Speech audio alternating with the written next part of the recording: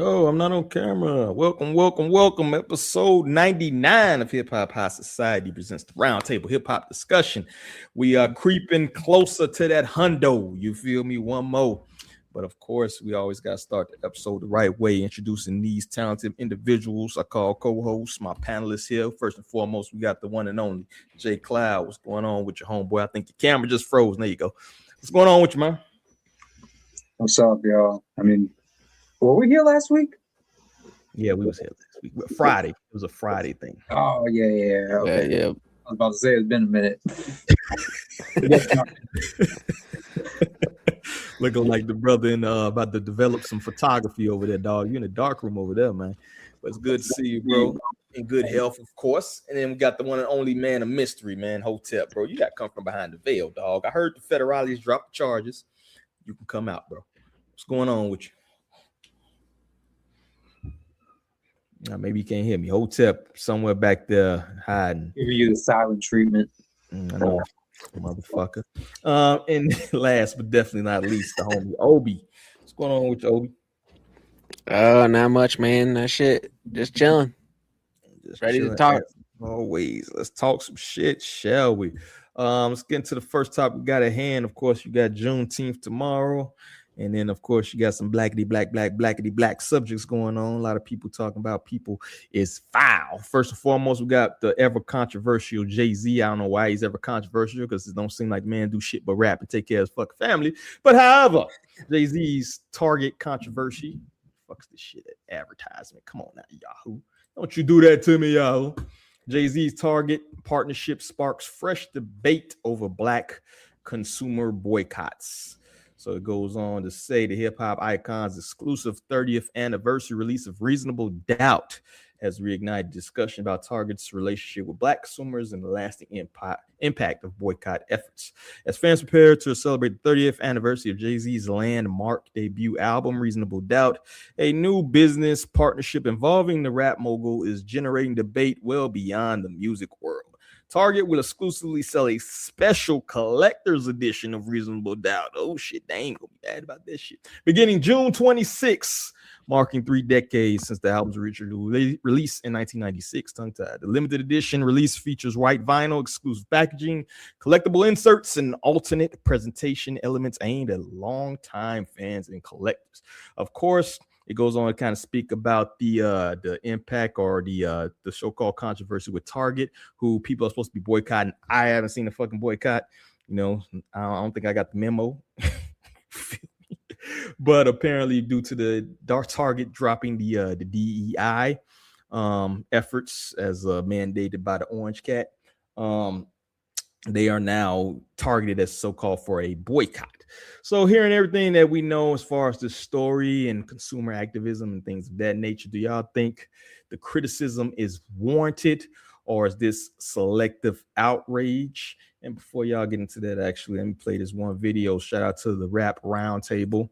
I want to hear his opinion. Everybody's mad about Jay. He has a certain type of history of this, right? We get it. But me, personally, I think we're making a big deal about nothing. Now, listen, I understand where everybody's coming from, right? We're talking about the Jigger man, right? He has a couple of bad things when it comes to capitalism, right? We know he's the famous billionaire, right? We know about the Colin Kaepernick. We're past kneeling, all this type of stuff. So I get who we're talking about here, right? But I'm sorry.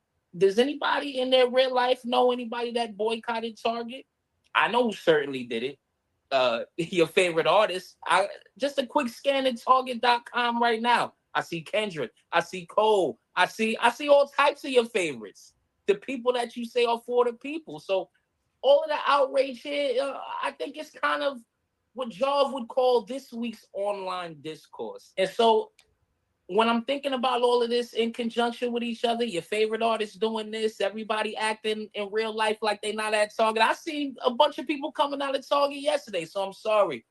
I think this is much about, some, bloggers' time to fill in this week, things like that.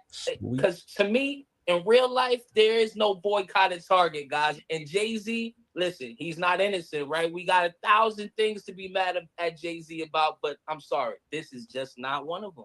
All right, so you heard it there. So have y'all heard of the boycott, or have y'all been personally boycotting Target or anything of that nature? I heard about it, but Mm-hmm. yeah, like it's just like blah blah blah blah. You know what I'm saying? Like it's nothing. It's nothing. People don't really stand on shit. They're still going to fucking Target. You know Yeah, what I'm no, saying? I mean, I definitely have heard about the boycott. I've never really been a Target shopper, because for me, that's kind of more of a rich store. I mean, I feel like I'm crazy, but I get some music and shits there sometimes. So, like they were saying, it's kind of selective outrage. It's funny. It's like everybody's all mad about Jay-Z and blah blah blah, but like last year, Mac Miller's Kids mixtape got released as like a Target exclusive special vinyl, and I didn't hear people making an outrage then. That was post. I'm just saying, like it's every artist. Like if you go, there's Drake, GNX is in Target. Like all these guys got exclusive Target vinyls, and I don't hear anything about that. But when Jay-Z does anything, just know that there's going to be pushback for sure. Oh yeah, yeah. There's no capitalism. There's no room. It's a business move, man. There's no room for fucking. And the thing people constantly forget is there's no room in business for emotions. There's no room in business for like, you know, like all that morality shit goes out the window. And you know, it might be fucked up, but that's the reason Jay-Z is where he's at and you're where you're at. You know what I'm saying? Like like me personally, exactly. I wouldn't make some of the decisions that he's made, but you know what I'm saying? Like I just said, that's why he's where he is and I'm where I am. Like, so it's like it just, you know what I'm saying? Like there's no room for like morality or any of that shit in business. Like you can't fucking Stat Quo said something perfect that summed it up. You can't move straight on a crooked road. Oh, bars. Yeah. If you're at that billionaire status, like, you're not moving off morality like that all the time. You know, you're looking for money, you're making money moves, and that should be understood. And it seems like it used to be, and now there's a weird like disconnect there with Jay. And on another note, it's the funny part for me that I thought was interesting is like a week before, maybe even just a few days before, they announced, a 30th anniversary Reasonable Doubt release on like the Rock website or whatever it is. And I bought one. That's why I was like, oh, like people act like this is the only place you could get this new another copy of Reasonable Doubt vinyl. Like, no, you could just go buy it somewhere else. You don't have to buy it at Target. You don't even have to be upset or let it affect your day. But it's just funny shit. All these corporations are racist. All these corporations are racist. So It's like to single one out and you're like, oh, I'm not going to support them, but I'm going to go buy Levi. I'm going to go buy a nice pair of Levi jeans, like, or a nice Gucci bag, like new J's from the sweatshop in Asia that somebody fucking some blood diamonds. Yeah, go give me some but I'm new not diamonds. going to support Target. No, they can't have my money. like, come on, man. Like, I just find it funny it's all too for that, like views. People Jay just never want to be seen declared himself doing to be a stuff. civil rights leader. Anyway. Yeah, want to be part of the discussion. You want to be part of the in crowd. And Jay never declared himself to be a civil rights leader either. He's a businessman, right? He's a fucking businessman, dog. I find it funny that people more said to him about like this is more against the black community than him selling crack in the black community as a child.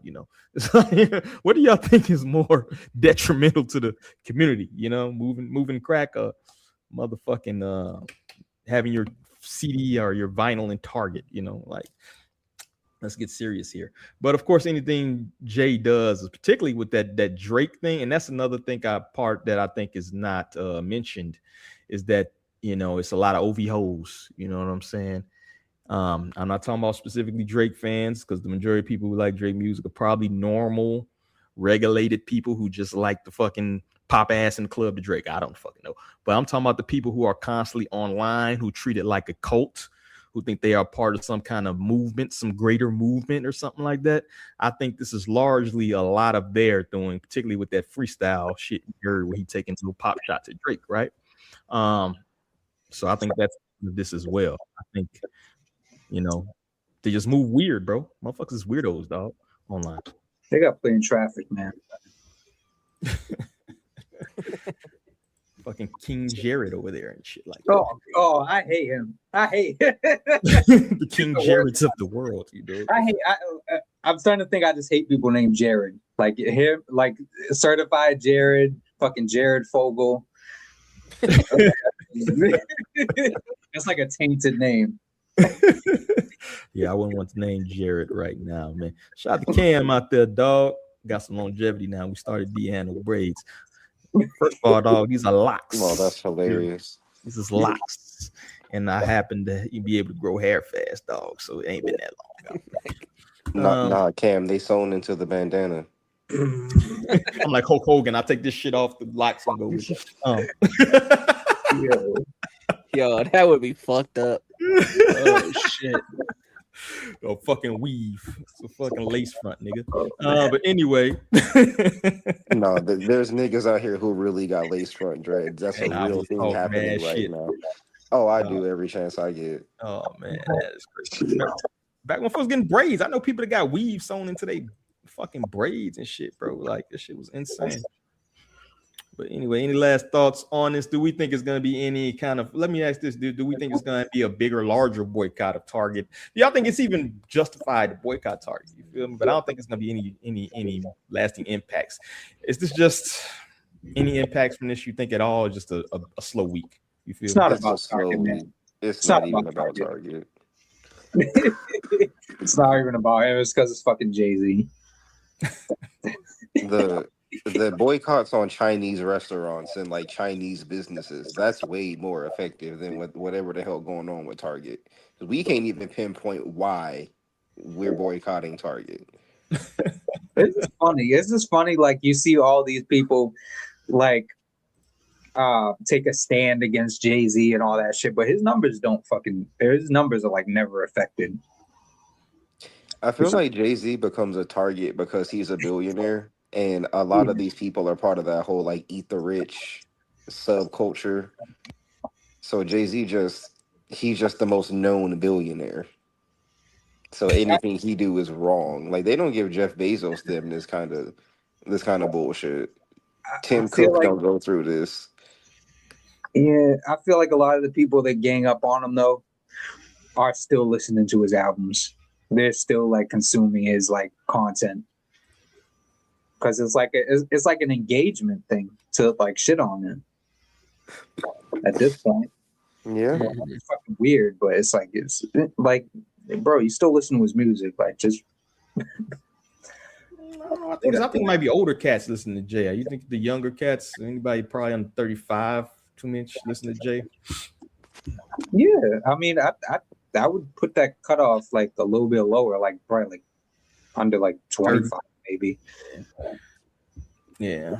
But that may be the whole like that's the eat the rich age, the 15, the teenagers to about 28, 29ish, while you still kind of broke, and then you finally buy a house and you get a decent job, and I was like, well, I'm not sure about this eat the rich shit because I make 70K, 90K now, you know. There's a lot of people over 25, man. Yeah. Listen to them because I remember when I grew up, like Black Album was a big thing, like around people my age, and I was like fucking. What was I? Fucking like 12. 12 when Black Album came out. People my age that were like buying the Black Album, bro. Like,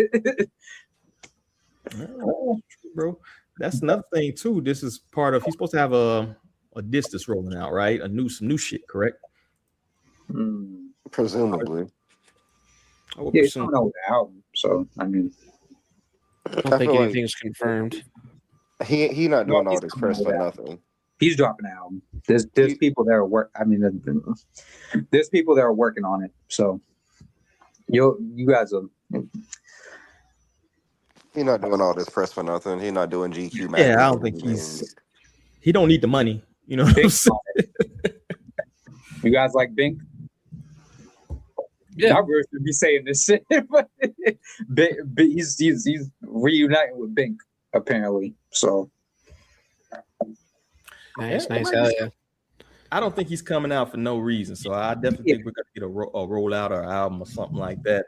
My thing is, I wonder how that number is gonna do. And this might be a preemptive strike against that. That's what I'm thinking in the back of my head. Like, fuck with him before the album drop type shit. You know what I mean? I think it's gonna be a lot. Because people are gonna. First of all, you have all the Jay-Z fans. Second of all, you have all the gossip people who like, oh, what's he gonna say? Like, what's he talking about? Like, so you combine all that, he's gonna do very well. Yeah, the hate listens are gonna be through the roof. Yeah, I don't even think they're gonna be complete hate listens though. They're gonna be people who, performatively hate on him. We all know who it is. We know the demographic is going to be the OVOs, the Nicki Minaj stands, of course. You feel me? The people who think they are some part of some greater movement. It's the same, usual suspects. Nicki herself, she's going to be playing that album. The Nicki Licky fans. All month. She's going to be playing that album all month because that's her idol. Nasty work, dog. She know it. Any last thoughts on that joint right there, man? All right, let's move on, man. Let's move on, dog. We got Uptown Records is back, dog.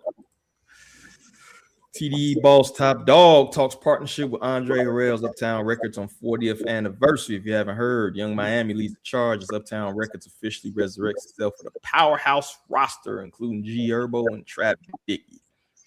All right, so it goes on to say that Young Miami is linking up with them, the legendary label which shaped the sound of an entire generation through Mary J. Blige, Jodeci, Notorious B.I.G. is back in business with a fresh roster and a mission to develop the next wave of culturally significant artists. All right. Danielle Price, it goes on to say how they got Young Miami, and she's got that hit right now. So she's going to be one of the stories. And they're also doing a partnership with Top Dawg.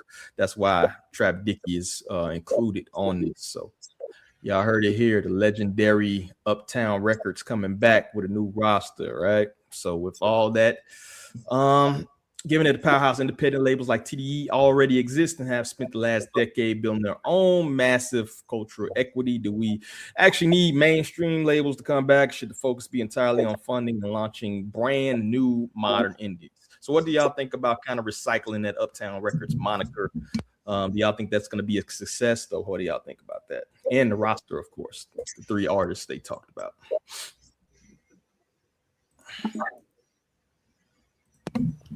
I mean, starting with Young Miami, I feel like is fucking lame as shit to me, but maybe that's just me. I mean, she's a major label artist though, so it's like she's the kind of artist that major labels go for. You know what I'm saying? So it's like,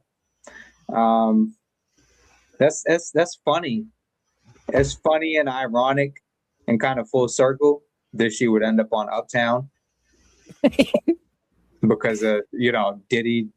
Yeah, that is. Now that you say that, Hell of a catch. That's very fucking like full circle. That's a hell of a catch. Take you a year, ho, because I ain't even think about that. That's kind of crazy, but yeah, like I don't know. I mean, I don't really care about any of the people that they signed, so it's like I don't really know how well that's going to fare personally because I'm not like invested in any of them. But hey, man, hopefully it works out.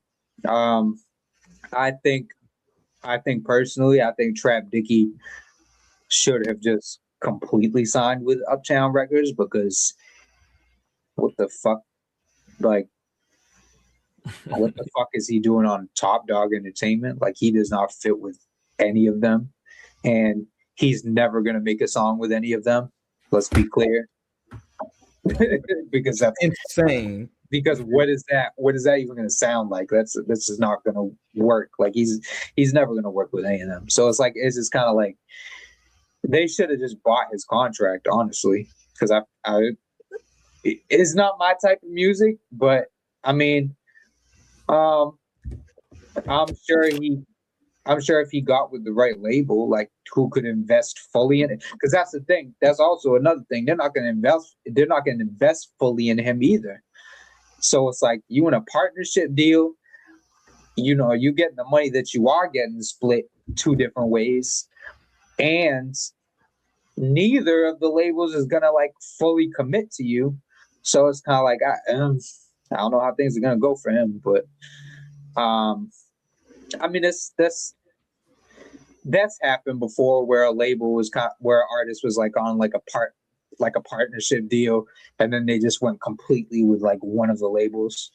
I'm not sure off the top of the head. Oh no, Meek Mill. Because he was with Maybach and Atlantic, and then he just went completely Atlantic. But yeah, like I think he would have fared better like that. But the rest of them, I thought G Herbo was on Cinematic. No, Mass Appeal. Oh, I never heard that. Yeah, he was on Mass Appeal for a bit.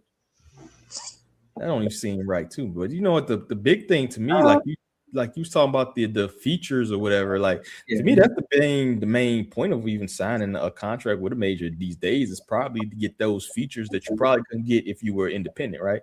And honestly, Trap Dicky was already getting a lot of those features. At least artists that fit with the key glocks and all that shit. You know what I mean?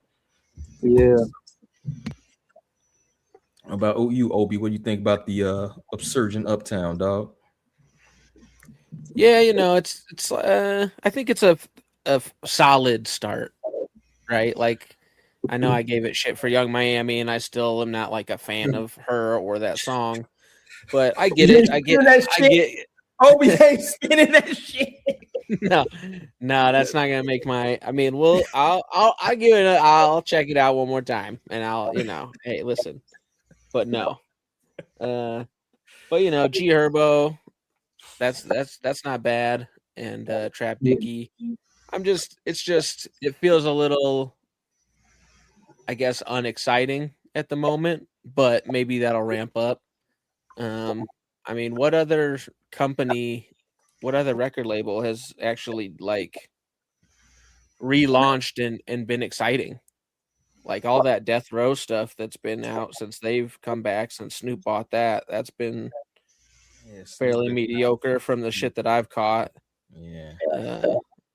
I mean, new corrupt and Battle Cat coming out soon. So but that's the thing too. He like signed a bunch of his old homies. He like got like he would have got corrupt. I mean, they still dope. So it's kind of like you can't really mess with people like Corrupt. That Jane Hancock story is dope. Yeah, like Loud relaunched. They got what's the name? Lord Sko. Okay, yeah, no, I do like Lord Sko. Yeah, I don't know who else they signed, but I know. Yeah, I'm right with that, right? Steve Rifkin signed Lord Sko. I'm checking into it right now. Fucking Dante Ross. You might be, and I also do too. I think you might be. I think I've seen him with Dante Ross. If I'm not mistaken. Yeah, I feel like it's too much nostalgia, bro. Like just from a record label standpoint, it's almost like how many fucking like Fast and Furious, how many remakes of movies have we seen the past years? You feel me? I almost feel like we're relying too much on nostalgia at this point as a society in general. And I want to see like some new fucking No Limits. I want to see some new fucking Cash Monies. I want to see where the fuck is it at? You know what I mean? Salute to Gotti, CMG doing their thing or whatever. But outside of that, I don't really see like that new conglomerate label. Where is it at? We've seen a lot of relaunches and imprints that go nowhere, shit like that. So, I do want to see that. You feel me? Yeah, but I mean that requires everything coming together. That requires like the business mind, the A&R, going to seek out artists, and then them That's getting. my point, though. Where the fuck is these entrepreneurs at, dog? Like, I mean, I think the last one we saw was what, QC? Yeah. But that was like Coach K and what's old boy Q. They Yeah, already did some shit around for a while. Hmm? They've been around for a minute, so it's That's like what I'm saying. They old, Yeah. bro. Yeah, I want to see some new blood, bro. I want to see some new cats jump out there and actually prop up something. Like, it feels like it's missing, dog. We're either recycling things or we're relying on nostalgia, and that ain't a good look to me. You feel me? Yeah, man.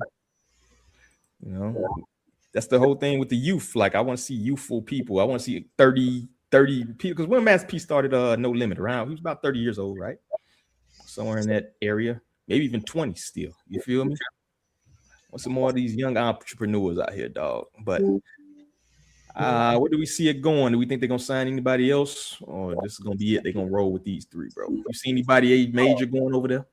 Well, yeah, they're gonna sign more people. But It's possible. Yeah. I don't know how well it's gonna go. But you signing Uptown Cloud? They throw you an offer sheet, dog. You taking that? No.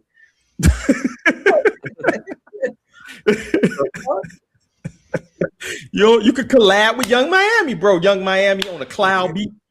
I'll ghostwrite for her. She fucking write me a check. I'll ghostwrite for her for sure. I feel like she would be so fun to ghostwrite for. Oh yeah. That ain't new to me, so it's like that ain't so. You would sign to a major in 2026, Cloud? Or anybody? I'll sign to one. Fuck them. No, that means I got to put my music on streaming, bro. And they fucking, man, listen, some shit coming out right now, everybody's music is getting scraped. Everybody. And that's why I don't see anything inherently. I don't see nothing inherently wrong with signing to a major label. Just if you don't have a good business mind, then they gonna fuck you. And that's just what it is. That's what any business though. Like if you go into that room, the negotiating table, and you're not good at negotiating and you don't know what the hell got going on in here, then you're gonna get fucked real good. I know what the hell going on in here. So it's gonna be a little bit harder to fuck me over like that. Listen, I'll sign the Shady. Sign a Shady? Of all the people to sign? Nothing else. Only because 2014? That's your line, ain't it? What's this, 2014? No, I'm trying to sign the Baby Grand. Only because I work with fucking Porter. That's the only reason I was signing Shady. But I signed the Shady other than that. That's an interesting hypothetical. If you could sign with any label in their prime, bro, any era, who you think you would fit with? Who you would sign with, dog? Just out of curiosity on my end, bro. Are you asking me? I'm asking everybody, dog. Yo, probably Loud. Probably Loud, because they had Wu-Tang, they had Big Pun, they had a fucking crazy roster. Okay. You know what I'm saying? So that makes sense. Anybody else, man? You're hypothetical. Who would be your label you would go with, bro, if you could choose anyone in the world, any era? Atlantic Records. I would choose Jerry Heller to be my manager. Oh, here we go. Here we go. Here's the Atlantic Records. Damn, building the dream team over there. Yeah, what's up, boy? Jimmy Iovine. Yeah, I need Jimmy Iovine on my exact table. No. Give me Dr. Dre with like prime, like with drugged out Scott Storch. I want like prime drugged out Scott Aftermath, Storch. your early Aftermath. Yeah, I can see that. Hell yeah. Odd Future, like just personality wise, I would have ended up in the Odd Future clique. What about you, Clyde? I mean, what about you, Obi? Who you signing to, dog? Honestly, I was kind of thinking like early Aftermath stuff, just because of the dope artists I'd get to hang around and maybe some cool features I'd get or something like that, working with Dre and those guys. But I'd have to do a deeper dive in my brain to really come up with the proper answer. Fucking roided out Dre. Who? Yeah. Yeah. We're in the studio making Kush, dude, with Akon. Bro, I'm Me, going Dr. Dre, Akon. Aftermath. signing the convict. That's what you make some music with Lady Gaga, shit. dog. I'm changing my answer. I'm Yeah. signing the fucking convict. and I'm getting on the fucking Smack That remix. Yeah. I was signed just for that. Put the blame on you. The best 2008, we the best. Nah, see, if we going 2008, we the 2008, best. Oh, this Ace is Hood, you gonna be the Ace 2008. Hood? Put me on so Yep, death me, record. Ace Hood, Rick Ross. Yo. Oh, fuck that. I'm signing the fucking convict with Cardinal Alpha Show. All right, well, I'll meet you on the remix. Fucking whatever that's like. Oh my god! Any last thoughts on the Uptown resurgence there? Well, good luck, Godspeed, man. We need some more good music. Hopefully, they can sign some people of relevancy and kind of definitely big up the culture. You feel me? Y'all remember the Lil Wayne album? The Lil Wayne and T-Pain album? T-Wayne, yeah. Oh yeah, of course. Yeah, I'm doing one with Akon. I'm convict and do the whole album with Akon. A Cloud on the way. Yes. Y'all crazy. Oh man. Mystikal, man, bro. This is Yikes. fast.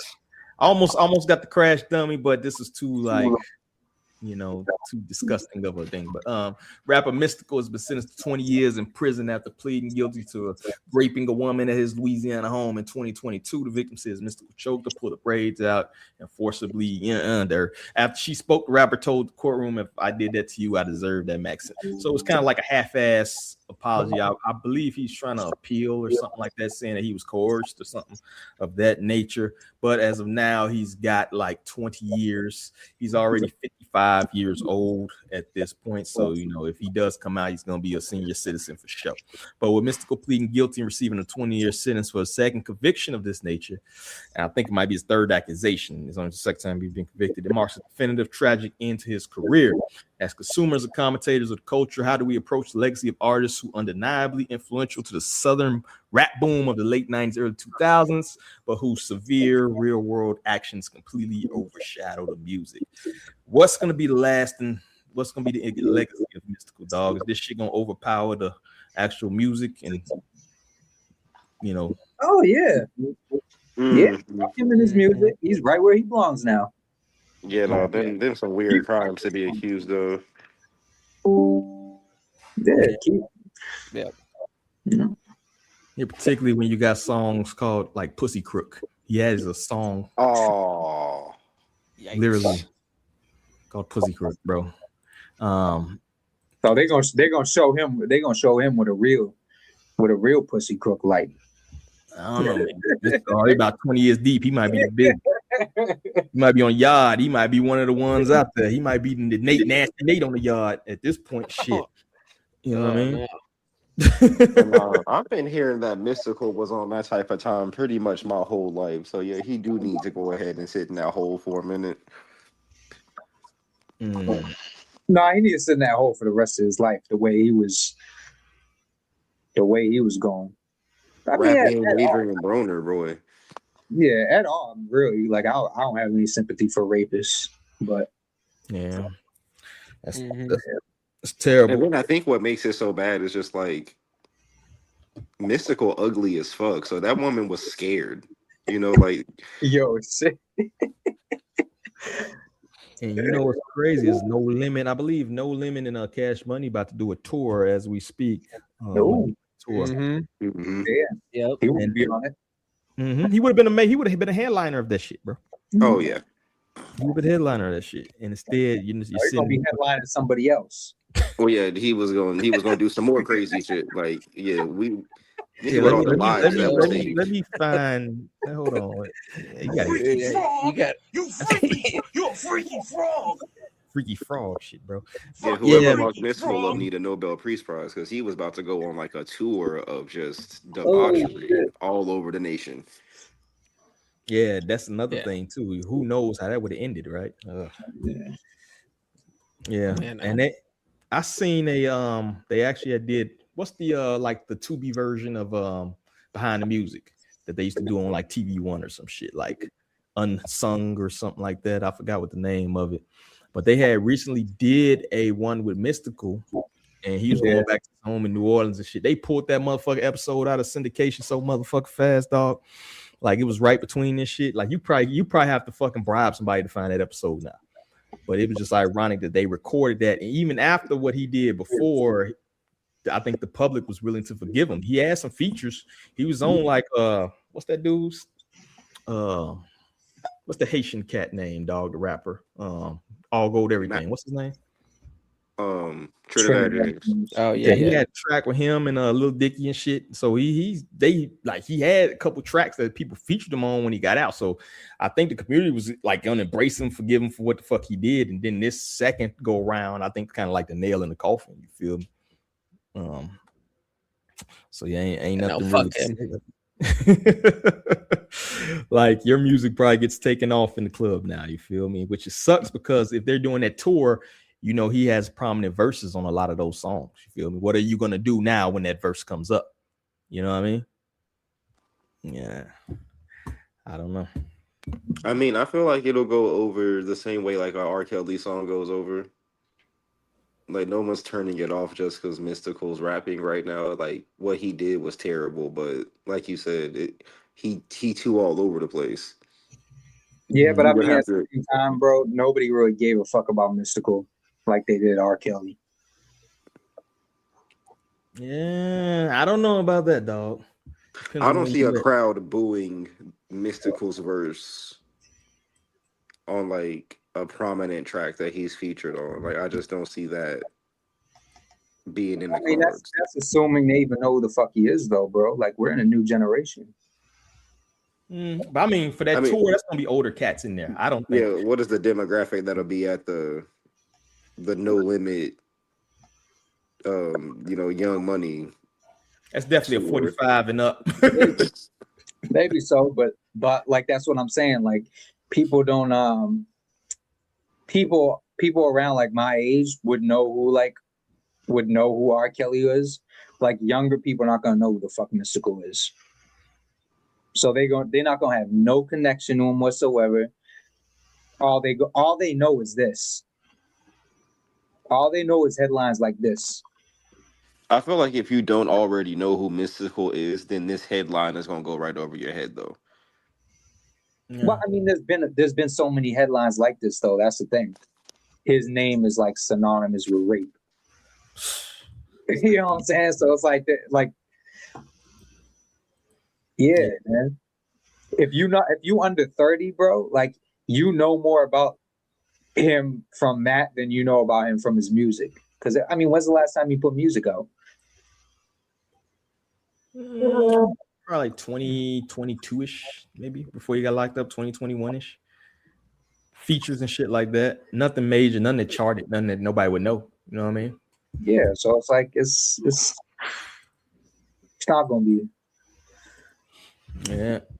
Just sucks that no limit, that because that's almost like the crowning achievement of the South, right? And he was an integral part of that. It just kind of sucks that that's tainted with this shit. You feel me? He ain't saying nobody's legacy but himself. I don't think.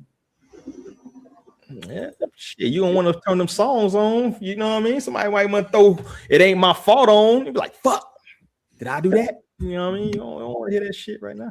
But yeah, I feel you on that, dog. Do you think other artists get more flack for being like having a fucked up like past? Like we got allegations against the game. The game doesn't really get. Not that he's been convicted. I'm not saying that, but do y'all think other people get a pass? Well, you know what I mean? Only one I've seen really get it past is fucking Kodak Black. And that shit baffles me because I'm like, oh, this nigga's a fucking junkie and a rapist. Like y'all fucking this nigga, y'all still fucking this nigga like that? Like I'll do you one better. Tiger. Yeah. Well, that man. Look, I don't see how that man even still anything. That's the He most does get a pass. Like, documented. Yeah, that man skated past some shit I mean, that who's he no getting one the else pass? could have skated past. Who is he getting the pass from though, bro? Like white women? Yeah, true. White women and Latina women? But nah, think The about only it. people I see giving him a pass. Everybody else makes fun of him. He's a fucking punching bag, bro. that song he got with what? Who was it? Offset or what was Offset, yeah. Tiger's still like king it? of the Came summer. afterwards. Yeah. So Are you talking about that song Taste? Yeah, Taste. Yeah, I mean, he nobody respects him. Like his songs are able to do what they do because of women. It's kind of like that thing of like, this shit is trash, but women love it, and like Drake?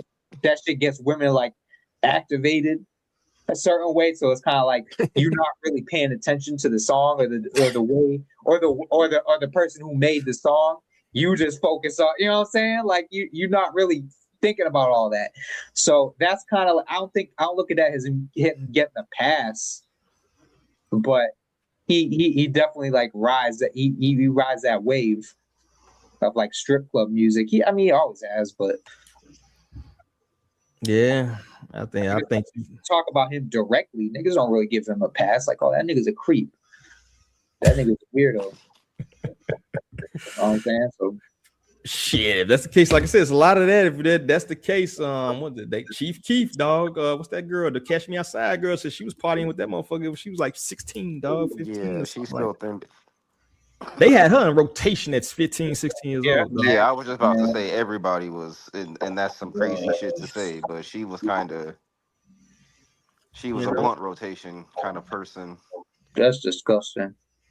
Yeah, so I think if not saying they on the level of Mystikal at all, but I think it's a lot of shit that people just kind of overlook unless it becomes something where you're getting 20 years, 30 years and stuff like that, right?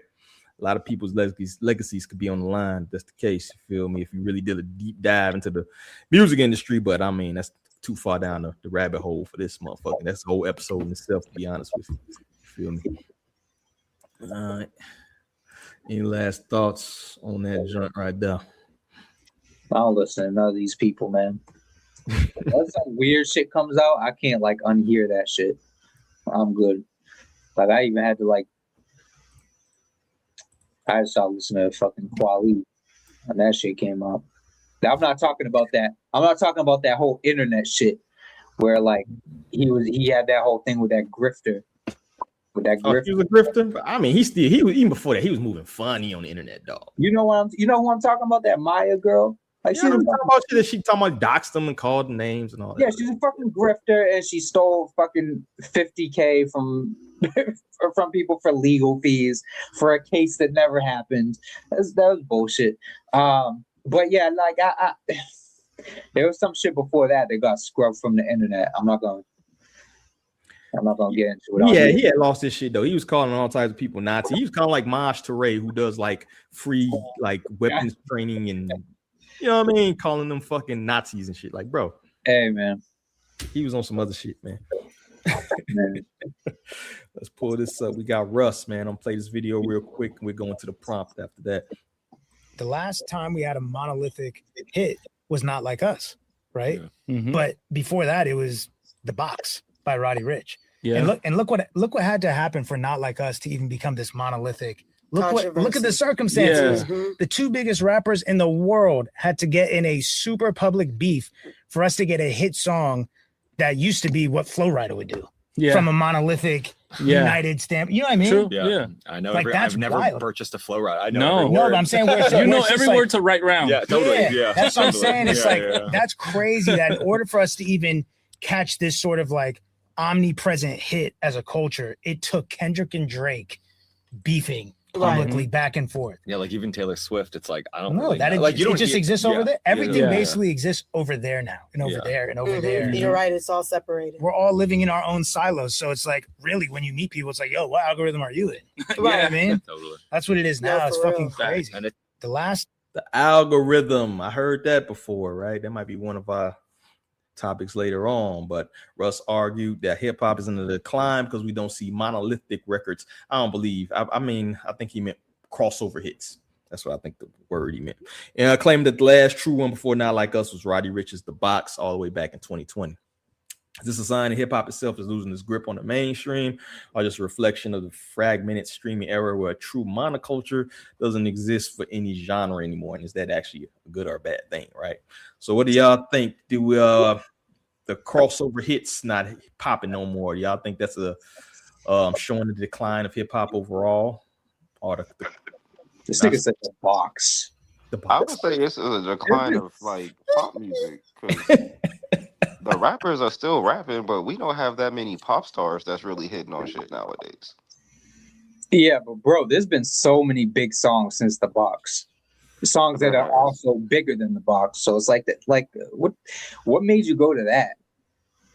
We got that Big X the Plug song, Shabuzi. I mean, there's a lot. Shabuzi is not like, I mean, crossover hits. When was the last? Let's go crossover hits since The Box. What you got? When did The Box come out? 2020. It might have been before that, actually. It had to be before that, right? I say crossover hits the past year. You name any hip hop ones? Past year. The past year. Outside of Not Like Us. Since we had one since Not Like Us, a crossover hit. I mean, the fucking Nokia. You could say Nokia. I know people won't like that answer, but that was like the closest thing that he had to a hit since then. So, and that's kind of like, that's both. So, I'm sure I could think of some others, but like, well, we gotta think. That's the problem. It's like you used to didn't have to think about a crossover hit, right? In that Jay-Z era, the early 2000s, 50 Cent in the club shit, right? Prior to that era, everything was a crossover hit, right? Everything went over. I think Hotep hit a good thing that we're not pop. Hip hop is not as pop no more, right? But that's different though, because we didn't have as much access to music as we did. So like 50 Cent in the club era, we didn't have Spotify and Apple Music and all of that.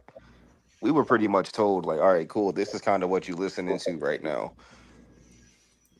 Well, yeah, I mean, even their example of Flow Rider, right? It's like I've never bought a Flow Rider single or album. Yeah.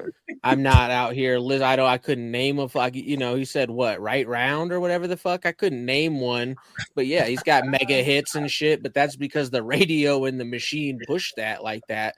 Now it's a different machine, so it's things are different. It's just. No, I'm not saying I've never liked a Flow Rider song, but I'm also saying I don't particularly like in my brain. I couldn't I have a terrible memory anyway. The boots with the furs. Yeah, that's man.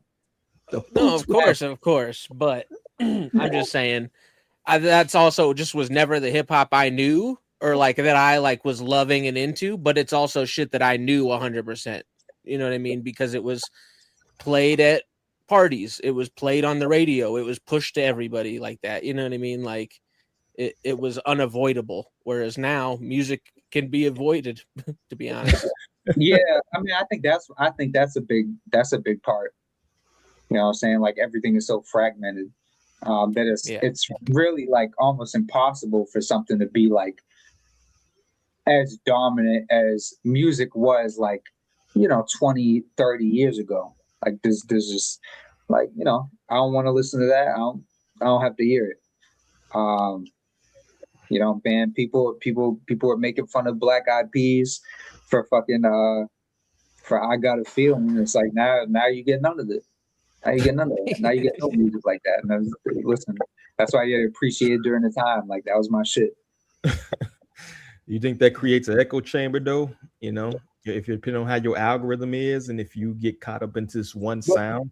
Yeah, that's what algorithms basically are now. Like they're echo chambers of what you like and what you like choose to consume, the type of content that you like enjoy. Like that's an echo chamber, essentially.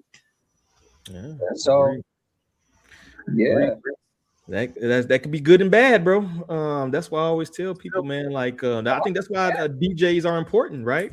That's like the running theme that we've had the last couple of episodes. Like the DJs don't DJ no more. They just play what the algorithm says they should play. Right? No, they running down the top. They either running down the top 100, or they taking fucking pay. They playing some like unknown shit that's not even that good. Mm-hmm. Yeah, that's really all it is. DJs now are fucking cooked, but you had the same fucking 10 songs, dog. So it's kind of like when he was saying like they didn't push our back in the day. It was no variety because you couldn't tailor your listening experience. I mean, is it really different than today? If you're in the club, or if you're listening to the radio, or if you happen to, you know what I mean, or you throw on the shuffle and it's on the top 4, you're gonna hit the same songs, right? So is it really different than now? I don't know. Yeah, if you're not in the club, you have complete control over it, everything that you're listening to. Like before, if you weren't buying CDs, you would listen to the radio. You only had those options. So now it's like you have the whole internet, man. Like you could find like some fucking guy in like Minnesota with like 19 monthly listeners, and that's your new favorite artist. Like, well, a lot of people doing shit like that. You think? What's the percentage of people you think go on a hunt for dope shit outside of our weird asses? Because we kind of got to do it. That's what I was gonna say. Like, it's the discoverability. You could discover people that are like super talented and nobody knows who the fuck they are.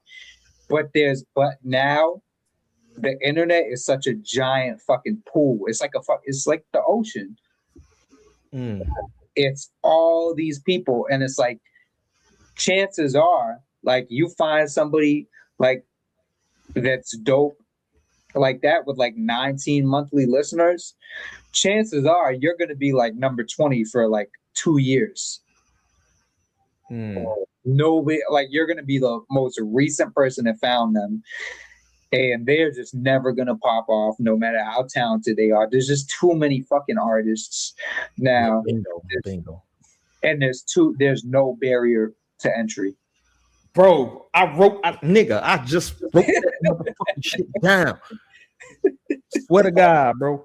Like, there's no barrier. I think I was having this conversation with Obi the other day. I was like, you know, the reviews, like, yeah, people offering like, yo, like, how much you charge for reviews, blah blah blah blah blah. And like, bro, it's a music review. It never occurred to my mind, like, bro, it's a fucking music review. I'm just gonna review your music. Why the fuck would I? You know what I mean? Like, but it's like a barrier to injury. Like, if you don't, now it's like you got 50 million people and like half of the shit is not good enough to even, you know, not to downplay anybody's art, but like you said, it's too many fucking chefs, dog. Not enough kitchen. You feel me? Yeah, man. Like, if you were not buying studio time, you had to spend like it would cost you at least like $3,000 to get like some fucking studio equipment together, and you had to like dedicate like your time to like making $3,000 specifically for that, and not even probably more than that. Probably more than that. But yeah, like now you get a mic for like $100. There you go. That's so many podcasts. That's why it's a billion podcasts. then you illegally download some like FL or Ableton or something, and you good. And you also had to like leave. Speaking of echo chamber, you had to leave your house. You had to go. People had to hear you in the booth. People had to hear your music. People had to. It was almost like a built-in quality control, because, you know, motherfuckers in the 90s tell you like, you fucking suck, dog. Like, you know what I mean? You finna spend $3,000 and you fucking suck. That's a waste of everybody's time and money and effort, right? So I do think that it's great that the certain gatekeepers aren't involved anymore. At the same time, it's like all the inmates running an asylum now, dog. You know what I mean? It's no. We going from one extreme to another extreme. You know what I'm saying? I think gatekeepers were the last hope we had some sort of order. I know people hate Ebro and I'm not even just talking about him specifically, but people like that were very like, we can't let all y'all through the fucking door. People like that with that mentality. Now that they're all gone, shit is fucked. Until they're replaced with people that are like, no, this shit is garbage. We're not playing this shit. We're not sharing this shit. Like, come on, man. Yeah, no, we need gatekeepers. The gatekeepers exist for a reason. Yeah, man. Yeah. Need some kind of quality control, man. I definitely agree. Actually, that But at the same time, you got to be qualified to be a gatekeeper. Who's going to gatekeep the gatekeepers? Who's going to quality control the quality control people? That's therein the problem lies, right, dog? I mean, there are people who I could think of off the top of my head who are like, all right, so this person would be an amazing gatekeeper if we needed him in that position. So like Jill Scott, Tyler the Creator. I'm trying to think of a third person. Jill Scott. Yeah, Jill Scott would be kind an of out amazing left field, but I let it slide because I like Jill Scott though. But yeah, I agree with you, Hotep, man. Like, you need certified people, but that's what like Method Man was talking about beforehand, because he was talking about the generation before him, the Curtis Blows of the world, and them cats. He was like, when the Wu was coming on, them cats wasn't really giving them the cosign. They had to break the door down. You know what I'm saying? Like Riz and them, they had to break the door down on their own. I think that has been a running problem with hip hop in general, is nobody wants to lift up the next group of people. So when they break the door down and they come with some shit you don't like, you can't complain. You know what I mean? If they like, are these people in hip hop even in a position to help you up? That's another thing, because we don't own our music for the most part. So how can I help lift up the next guy if I'm not even really lifted up to begin with? You think that's the problem, or do you think it's more ego? We already it could be both. The rapper shit, right? I mean, it could be a little bit of both. Two things can be true at the same time. I'm not in the position that I want to be in, and then here you are, an up and coming star. So you might be poised to be in a position that I want to be in. So I'm not about to help you be better than me. There's a whole lot that goes into that. Yeah, I always think about the Jeezy. Like Jeezy had like Freddie Gibbs sitting down there, fucking Bankroll Giovanni sitting there. It's like, bro. Well, no, Freddie Gibbs was an asshole, and he fucked his own blessing up. So that ain't no Jeezy. The talent sitting there. I'm just a general, man. A lot of people had a lot of talent sitting there. Like, look at the old Grand Hustle, dog. You know what I mean? It was some talent came through them doors, you feel me? But any last thoughts on that joint, man? Nah, and what's next here? Oh, I get the crash. I'm crash dummied up real quick. Let's do it. Hey, Dad.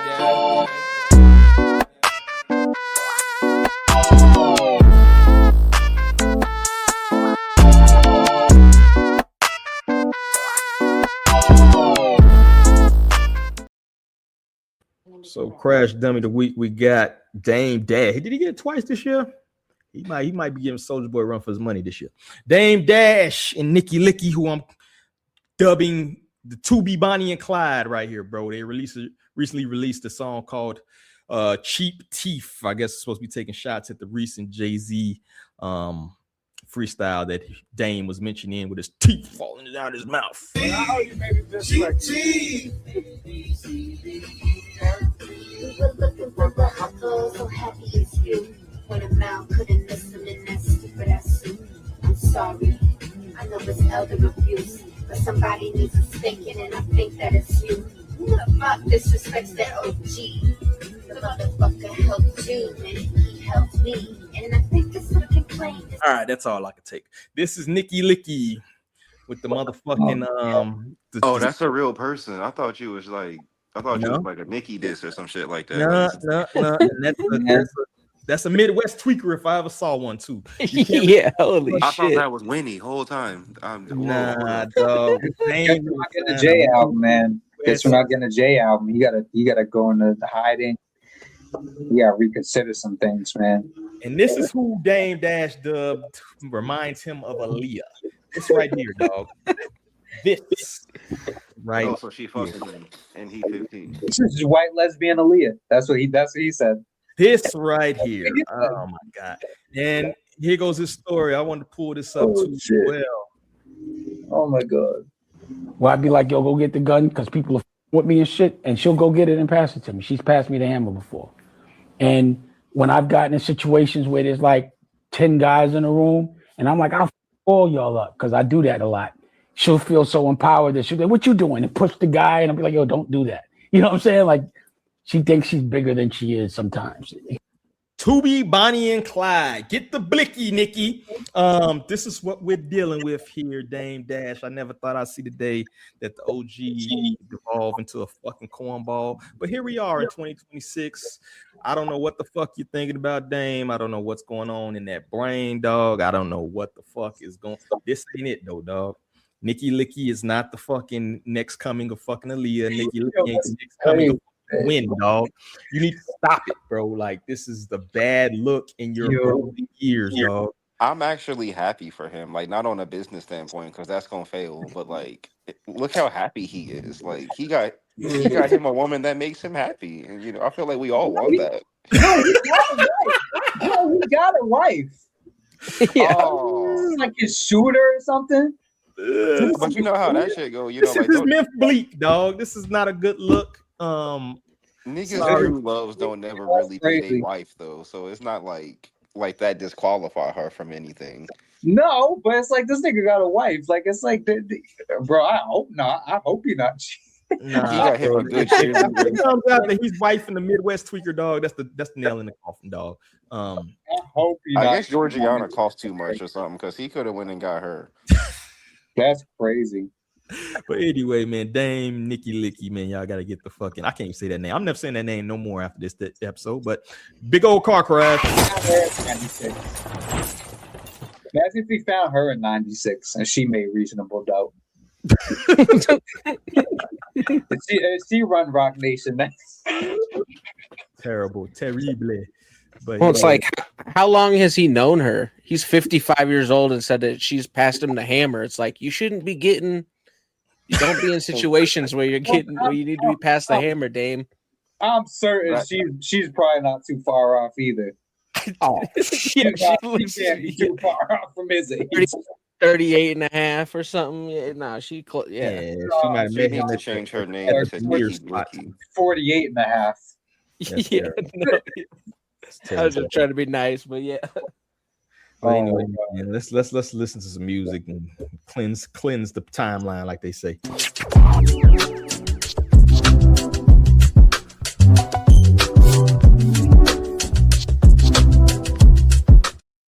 If this is worse than Nikki Licky, I'm shitting on it. Yeah, no, please, it can't be. You can be the judge of that, dog. We got John Black with Politics. Make sure y'all mute your mics. Check it out.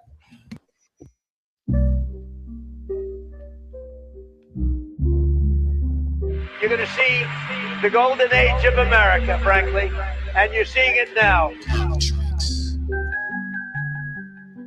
They tell me working out is hard. I tell them living is harder. To watch the whole world being led like lambs to a slaughter. Beaming up social media, looking to the Carter. And we so high on that dope that people don't even bother to stop them from snatching veteran benefits from our fathers. Agent Orange in the river, and they swim in that water. My pops fought in Vietnam, and the things he got after.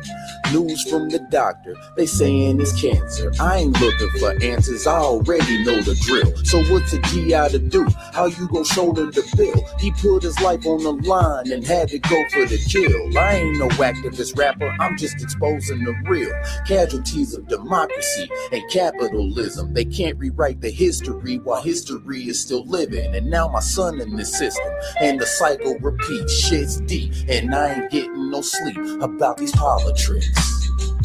$225 million on furniture, $2 million on king crab, $7 million on lobster tail, and $15 million on ribeye steak. Politics. This guy doesn't know what the hell he's doing. He doesn't know what he's saying. Been He doesn't know going who on to so speak to. long, we don't He's lost. acknowledge He's it. a lost soul. Our president is a lost soul. It's Politics. pathetic. Look, It's pathetic. I don't care about borders, this is God's land.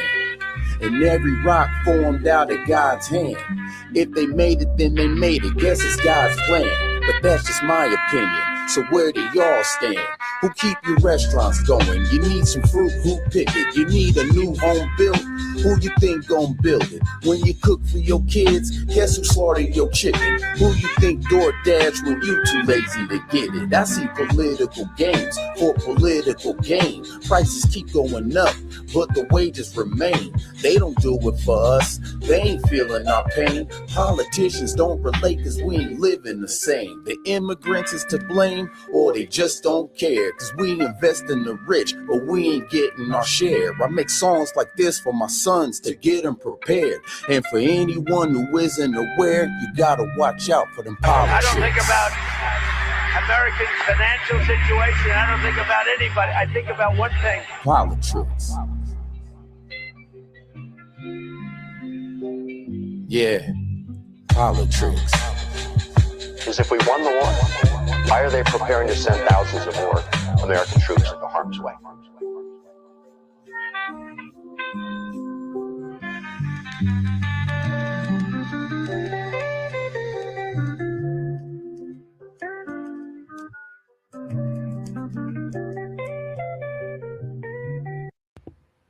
All right, there you have it. Politics by John Black out of San Diego.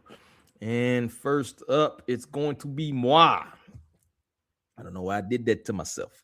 Let me think. I think it was I was feeling the message. I think it was a decent message, but especially during these political times we in, you feel me? A lot of people getting blamed for other people's shit, you feel me? So I did dig the message. I think it was a good way, you know what I mean? Maybe help some people who are going through some frustrations and shit like that. Just musically, I found it to kind of be some shit I heard before. Like we had Silver and Gold one of them weeks past, and I thought that was a better track musically that kind of conveyed the same message almost. You feel me? This to me was, I ain't gonna lie, it was kind of boring to me.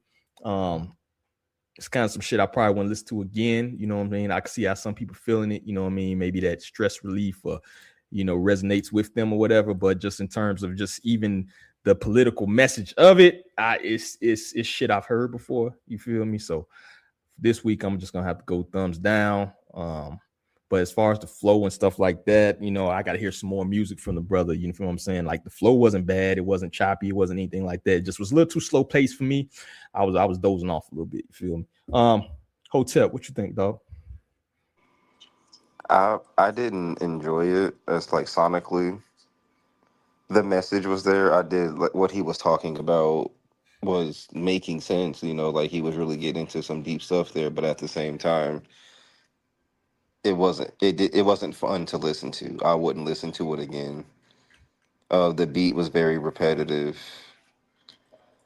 It almost felt like I was being lectured and not listening to a song. Harsh critics, dog. Harsh critic hotel. I'm not being harsh. It just I'm not being harsh. It felt like I was being lectured. You need a lecturing sometimes, motherfucker. But thumbs down. We got you, bro. Cloud, man. You gonna change the streak, dog? What you think? There's only enough room for one fucking John out here, man. Mm-hmm. Okay. John Black. No, John Cloud. But it wasn't really doing it for me, man. I'm not gonna say it was like trash. No, I don't say it's trash. Garbage or any of that. But it was a little bit like gotta get some better beats, man. I would have liked to hear more energy too, and like the delivery.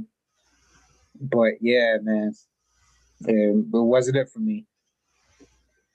All right, man. All right, Obi, you can be the saving grace, dog. What you got, man? All right, it's all on me. Yeah, I'm feeling pretty similar to you guys. I think I maybe like the beat a little bit more, although I understood it feeling repetitive. But yeah, that flow was like good enough, solid, not bad, but also for me a little bit too slow, and was just a little bit too slow of a flow for me personally. It's hard for me to get into that kind of paced flow mixed with the beat, even though I liked it, but maybe it just wasn't the right matchup. I'm gonna have to give it a thumbs down this week, but that's not to say that it was like a bad song. It's just like y'all were kind of saying, not one I might be coming back to particularly. Yeah, I just think that the energy wasn't there. I think that's a track, particularly if you hitting deep subjects like that. I think a little bit more energy in it would have greatly elevated, even with the same beat and everything else.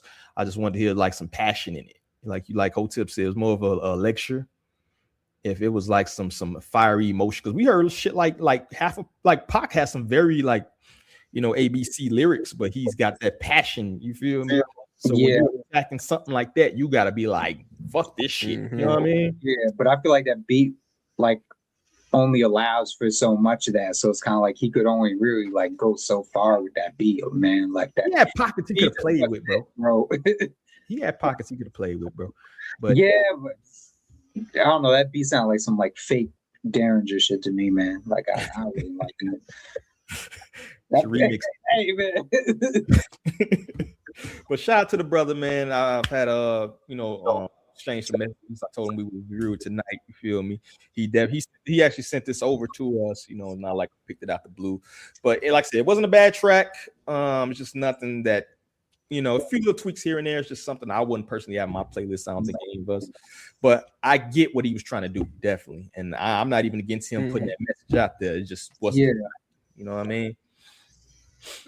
Execution matters, man. Like you can have a good message, but it's got to be like how you put the message out there, like how you deliver it, man. Like I'm gonna feel bad if he made the beat too.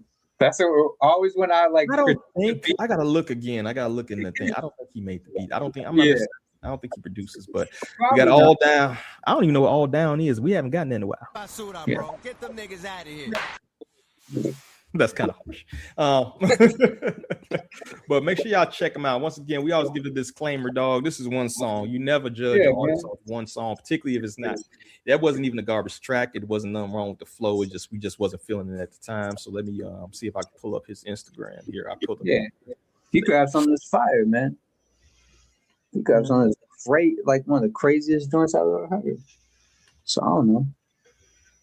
My bad, man. I didn't save your thing on here, but I would definitely put it in the links and make sure. Bring up Nicky Licky, man. Yeah, we'll get that off my screen, dog. So let's go back to that. But make sure y'all check out the man John Black, San Diego, man. He's definitely doing his thing. Older cat too. I like to hear people probably around my age. I'm saying older cat like I'm a spring chicken or some shit. But San Diego. Shout out to my guy. Ab Joe. But make sure y'all check it out. And any last thoughts on the track or any about John Black or anything like that? Any words you got? Oh man, keep pushing, man. Keep pushing, bro. Keep pushing, bro. For sure. Pull the next topic. We got Lord Jamar. I know you've been anticipating this one, Cloud, bro. Oh yeah. Really great one. The Art of Dialogue. The Art of Dialogue, did they sponsor the show? No, this isn't the Art of Dialogue. Well, no, the video wasn't on it. The video was that dude who does the the breakdowns for the Joe Budden, like the Joe Budden drama shit, like the what's the name? Danny? Oh. Yeah, he created a whole channel and he orchestrates these. So this ain't the first one he's done a few of these. No, man. I'm like, oh, he finally found a fucking use other than gossiping about Joe Budden. That's wild. That's fucked up. All right, let's play this joint right here, man. We got Lord Jamar debating a bunch of Gen Zers. There's always going to be some positive and negative within everything, but it's what is the balance? And what I'm saying is, at my time, there was positive and negative, but it was a little more balanced. Right now, the negative is outweighing the positive. Maybe your algorithm is negative. I would argue that maybe it's your algorithm. Do you really think it's my algorithm? I'm pretty sure. Someone who so Cardi B is just my algorithm. Meg Thee Stallion is just my algorithm. I'm sure if you were searching only church music or some Common or somebody who's boring and Common lame, is from my era. Don't try to claim Common. I'm pretty sure if you were only searching up conscious music, I'm pretty sure Cardi B wouldn't pop up on your timeline. It wouldn't pop up. It's not about me searching. See, I shouldn't have to necessarily search for this and that for an algorithm to come at me. I'm saying what's popular in your generation right now has less positive messages than my era. You will say, oh, we have positive messages like, make money and yeah. you see what I'm saying? Get on the internet and get a bag and be independent. Be independent. F the label. But at the end of the day, label. Huh? We're saying F the label. Yeah. Back then they were getting F by the label.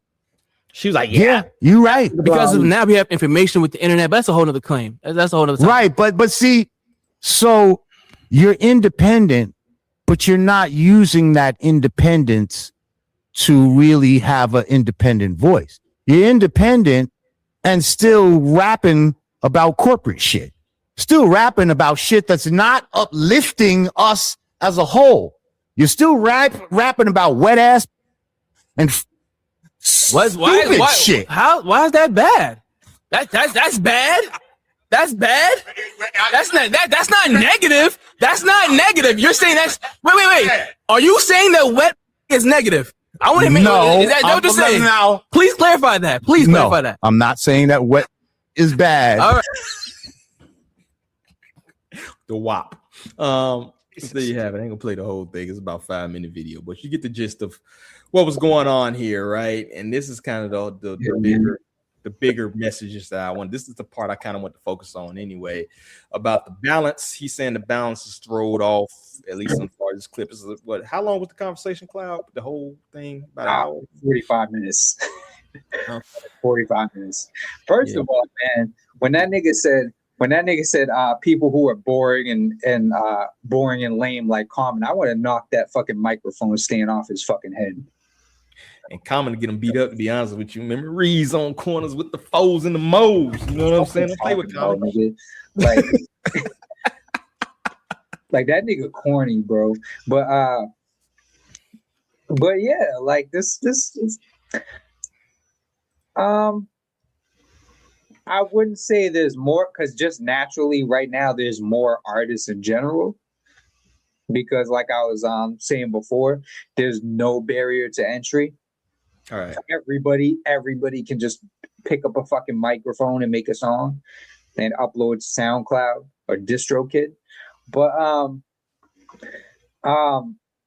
back then there was more of a I guess I would say corporate spotlight, because there was like Diggable Planets, Black Sheep, De La, Tribe, even Dead Prez, like near the end of the 90s, Brand Nubian, Dream Warriors. I could fucking go on. Common, you could go on and on and on. But people like this that don't know shit, they want to talk about like you didn't have any positive hip hop back then. It was just all NWA and like Mobb Deep and like come on. And I even mentioned KRS-One. Like I could I could keep going, bro. Like there was, like, as far as people who were supported, people who were backed by labels, there was like more positive hip hop was championed back then, for sure, for absolutely. That's not really like debatable. Yeah, I think they should have changed the wording, like to more positive hip hop was championed and supported back then than now. Well, why is that? I mean, that's a broader conversation, eh? A broader conversation, I should say. Because corporate didn't have as much of a stranglehold on hip hop versus now, where it's like we're completely like subservient. If you're in the major label system, you're like completely subservient to you know, the type of records that you have to make or the type of mute. And even that aside, just the music that they're choosing to support, like just the acts that they're choosing to sign. If you make positive hip hop in 2026, you're not getting signed. You're not getting a label offer. You're not getting any of that. People like Lecrae, like I don't even think Lecrae's like Lecrae's not signed. He's like one of the first people that came to mind. Like he's not even signed. Yeah, man. Like you not getting a fucking you indie. Will you get like a following making that type of hip hop? I don't even know about that anymore, man. Like, cause it's like niggas like this that will echo that sentiment, like, oh, that's boring and lame. But you got your algorithm, right? There are people listen to Chris Patrick. He's very wordy and he puts a lot of smart shit, right? So you have you might not be a superstar, you probably won't get to superstardom, right? He's dope. I don't know if I would say he's like fully in like I don't know if I would say he's just kind of like traditional hip hop. Like no knock to him. I would say I don't know if I would say positive. Like I don't know if I would say like leaning all the way to it like a Common. He's kind of like traditional, but it's like as far as people putting positive messages out there like that, like Dead Prez, people that were making like songs about like being like health conscious and shit like that. Like I just don't know if people like Dead Prez had their balance, right? They had the game, the system song. Hey, yeah. We told Robin. But you know, like you said, it was a balance and all of that. What do you think, Obi? I ain't hear much from you on this. Do you think the balance fucked up or what? No, yeah, I just didn't want to interrupt you guys. Cloud was going. He was saying cooking. what needed to be said. Yeah, no, yeah. No, don't jump in front of a chef. You know what I mean? Fuck. But yeah, no, I mean, I think there's a clear lack of balance. Like Cloud said, it's undeniable, it's inarguable, which is why like I don't even watch this kind of video because it's just like you're picking. Like even just from the clip, you're just like, okay, this guy's completely uninformed. He doesn't know what the fuck he's talking about. Like, why are we even putting him in a room with Lord Jamar, who, hate him or love him, is informed? You know what I mean? So it's just like, yeah. So it's the kind of content I can't watch because it gives me a fucking headache and just drives me crazy listening to those folks. But yeah, there's a clear lack of balance, and it's like point to somebody that's major and signed and pushing positivity like any of the people Cloud just listed off. They tried to do one and y'all haven't sent them. You feel me? Y'all haven't sent him. Forgot about him. I mean, he haven't sent himself a little bit, but I feel you know. He's definitely one of the more like. Listen, man, like fuck all the controversy and shit. Like he's definitely one of the more positive. But that kind of proves my point. Yeah. Even all that bullshit aside, people were making fun of him. Yeah, that's kiddie like, music. Oh, that's corny. Fucking... That's lame. That's you know what I'm saying. But it's like y'all. Yeah, man. Like people just don't like react well to positivity, man. Like nowadays, you know what I'm saying? Like, yeah, you always say you come to what the Bane say in that movie about coming to the dark, and I was born in the fucking dark. These niggas is born in the dark, bro. Like positivity gets you ran out the room. It's even like scientific fact that people like 10 times more likely to react to something negative than positive, particularly on social media. Right, they'll scroll right past some positive shit. That's why I never really wanted to shit on La Russell like that, because all of the other bullshit aside, someone like him is very necessary right now. and just seeing people chase him the fuck away because of him saying some dumb shit. He said some dumb shit. He fucked up. But seeing people run him out of like, or try to run him out of hip hop was just kind of like a little bit saddening. Yeah, nitpicky, man. It was talking about Lil Wayne, and honestly, bro, Lil Wayne puts out some very mind-numbing fucking bullshit. Like, I love Wayne, but come on, man, let's be serious, dog. Nothing what La Russell said was wrong. Oh, I'm on the side. He wasn't wrong at all. No. And the thing about what he said is he didn't say Lil Wayne has no substance. He said Lil Wayne has a very minute amount of substance in his music, like one song out of every fucking 20. Yeah, we'll be talking about some shit. Yeah. And he's not wrong. So I was listening to Mirror the other day. That's like the one song on there that's like, all right, let me listen to this shit. But I don't like that, man. I don't like how we like make, and it's not just him. I'm noticing a pattern of it too. We make fun of and like ridicule and like chase away anybody who's like representing any sense of positivity. D1. Yep. D1. First of all, before the Clips reunited, nobody was trying to hear fucking No Malice. Mm-hmm. And he was putting out albums for years. He didn't stop rapping. He didn't stop rapping at all. People were, he's back. He never stopped, bro. Mm-hmm. So people didn't want to hear that shit. Lecrae, people have a fucking aversion to Lecrae. I could keep going, man. Like people like him said, feel that way about Common. Yeah, man. Like people just have a like very like strong aversion to anything that's like very positive right now. It's because we're in a fucking engagement society, bro. Like positivity does not like shock engagement, bro. The Charleston Whites of the world, the people who want to love that. They love that. Yeah, they love that. Eat this shit up, bro. People love that. And that kind of, I want to circle back to some I think you said, Cloud, earlier about as far as what they pushing or what the just kind of talk about how the major labels, or even Jamar in this clip was talking about how like the labels was or at least what's mainstream was actually, he didn't have to search for anything. Everything was right there, the positive and the negative. Now, is the decline of that balance due to fucking the record labels, or is that due to people's sensibility? Right, we're at like literacy levels are like at all-time lows as far as the modern era since people been able to go to public school, right?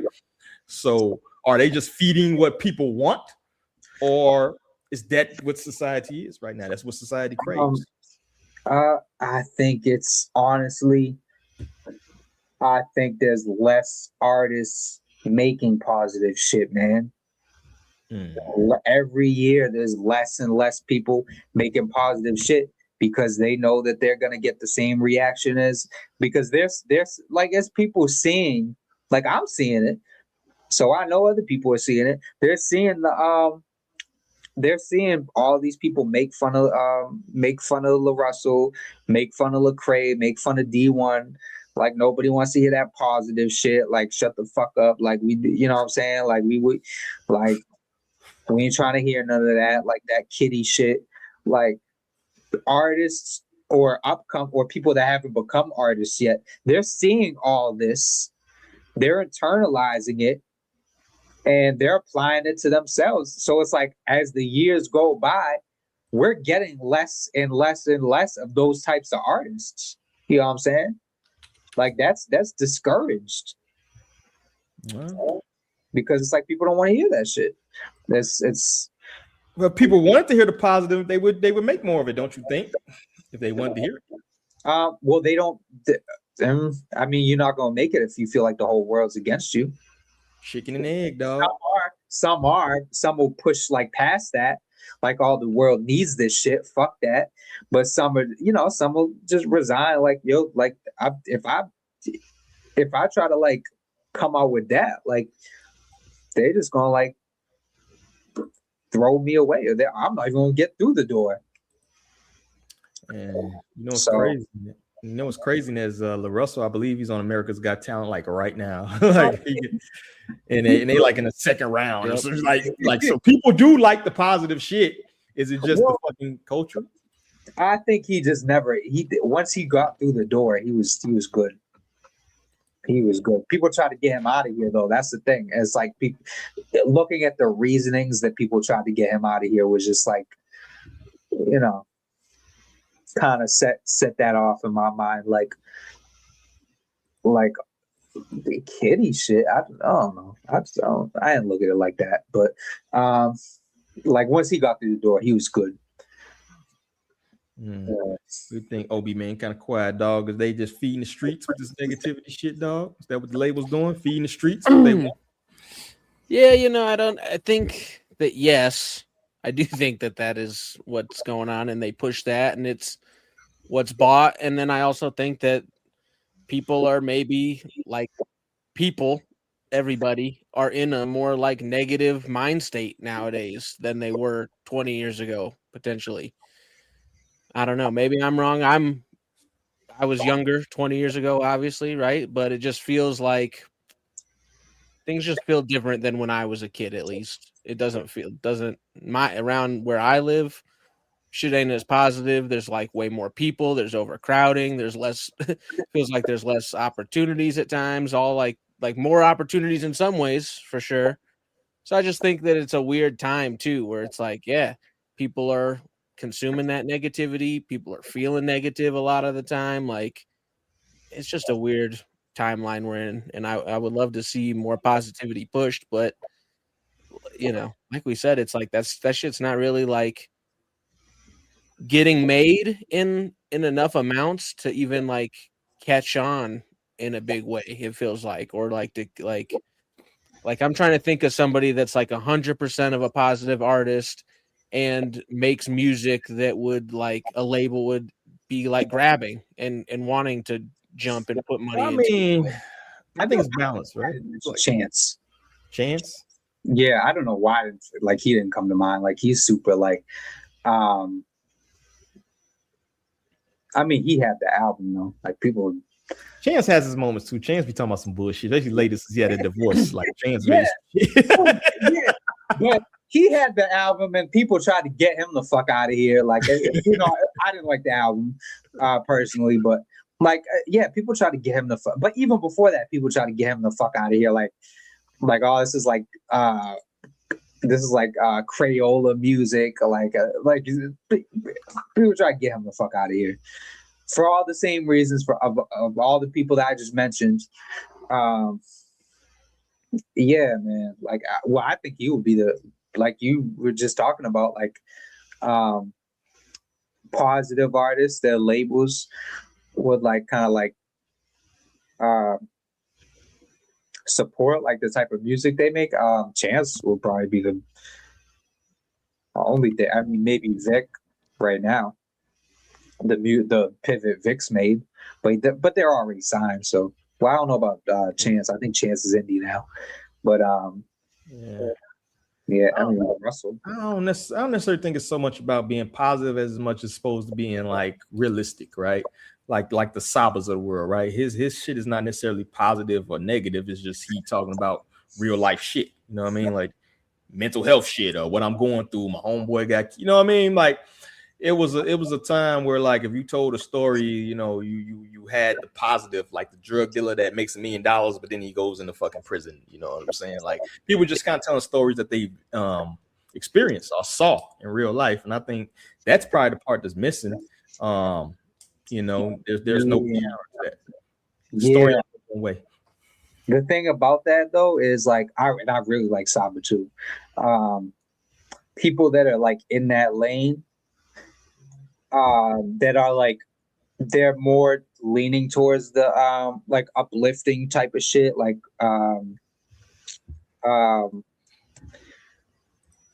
introspective type of shit. Yeah. They're more leaning towards that. There's kind of like in 2026, there's kind of like a ceiling for that. And like, I don't know when it started, but they're kind of like started to become a ceiling for that type of shit, which I fucking hate too, because it's like they're not like overly preachy. It's like, but that's why I like roll for that Overcast album so heavy. Like this shit is fire. This shit is like the type of shit more people need to be fucking with, need to be supporting. But it's like, as like I started to realize, like, oh, this type of shit got like a ceiling, man. Like, oh, only so many people gonna like rock with this type of shit, even though this nigga got like Drake placements. That really don't fucking mean anything. Yeah, man. Like, I don't like the way hip hop is going, like content wise, man. Like, I really don't. I know people are like trying to say like, oh, we got so many different types of artists now. We got like Billy Woods, Arm & Hammer. We got like Navy Blue. But it's like, as dope as some of these people are, as dope as like Navy Blue is, probably like falls right under the category where I was just talking about Saba. They only so many people are gonna fuck with that, man. Like there's ceiling for all that shit, man. I mean, is that bad though? Like we always talk about fucking Tech-9, who got a fucking compound being in that fucking their ceiling. That is a problem, because the people I'm talking about right now, like their ceiling is much lower than Tech-9's. They'll never do respectfully, Saba, Navy Blue, they'll never do Tech-9 numbers. And I wish they would. I wish they would. I would want to see that. I would love to see that, but it's just it's that's the state of society right now. Not anything about their music, nothing like that. It's just the society does not want to hear that type of music right now, and I fucking hate it. But is it society or is it the budget? This is the marketing budget. You feel me? Well, Navy Blue was on Def Jam. Saba was on. You could be on a label. That don't mean they pushing your shit like they should push your shit, though. You feel me? Yeah, but that doesn't necessarily mean people gonna come back to it. People might hear it once, like, oh, Def Jam is promoting this new artist, Maxo. Like I know they had Maxo for a while. I don't know if either of y'all are familiar with Maxo. Not Maxo Cream, Maxo. They were promoting him for a while, and that didn't like really go too crazy. Like he had Q-Tip's manager, like he got shit set up for him, but like it just did the type of music he made just wasn't like connecting with like a larger audience. And yeah, I personally do think it's a society thing, man. Yeah, I mean that's kind of what I was saying before, right? It's like there's just almost like a different feeling, and maybe it's even like that the internet is like this dark cloud almost that looms over, right? But like if you're positive on the internet, it's like there is a ceiling, there is a max, like there's a max lifetime on that. Like they're gonna tear down legends for almost no reason. You know what I mean? They'll let everybody else go into Target, but not Jay-Z. You know, it's just like there's this thing on the internet and in 2026 that's like positivity has a fucking cap on it, and that's why they push negativity so hard, in my opinion. Bro, it's insane, bro. I couldn't even go in today because everybody's like arguing about Juneteenth. It's like you can't play Afro beats at the Juneteenth. I'm like, bro, this does not happen in real life. Like, there's nobody that's arguing about Afro beats and what flag to wave at the Juneteenth celebration. This doesn't happen. It just doesn't happen in real life. The internet is full of weirdos, dog. Like, it's, my God, like any and everything you can argue about. And then that's really the thing. It's still at this point, the internet is still the marketing tool for music. It's still probably number one, right? I would agree with that. I'm not sure if y'all and a lot of it can be free marketing, which is why it's like, oh, the internet loves negativity. Lean into that, and then you catch free marketing off of that. And, you know, boom, boom, boom. Now you're not paying for shit. And you're getting a big boost. Listen, man. Your own bank account. 3 things that are guaranteed to do numbers is like fucking ratchet shit, coke, coke rap and fucking lifestyle rap. And lifestyle rap and that lifestyle shit ain't even like negative, but it is like super fucking superficial. Right, yeah. Like it is very it's making me a smoothie while I'm riding in my fucking Benz. Yeah, it's useless. In my opinion, it's useless. Yeah. I like it, but I get what you're saying for sure. It's not like it's got positive parts, but it's not it's not comparable to positive music we've had. You're not healing the world, and you're not healing shit with that. You just what car you riding in and how much money you made today. Like that's useless to me, bro. Look, Larry June ain't do nothing to you, dog. Now you gotta get the bus. Man, hey. Now you gotta get the fucking bus. Minding his business, drinking a smoothie. Nah, I fuck with him, but you could eliminate that type of music and it would impact nothing. I'm just being real.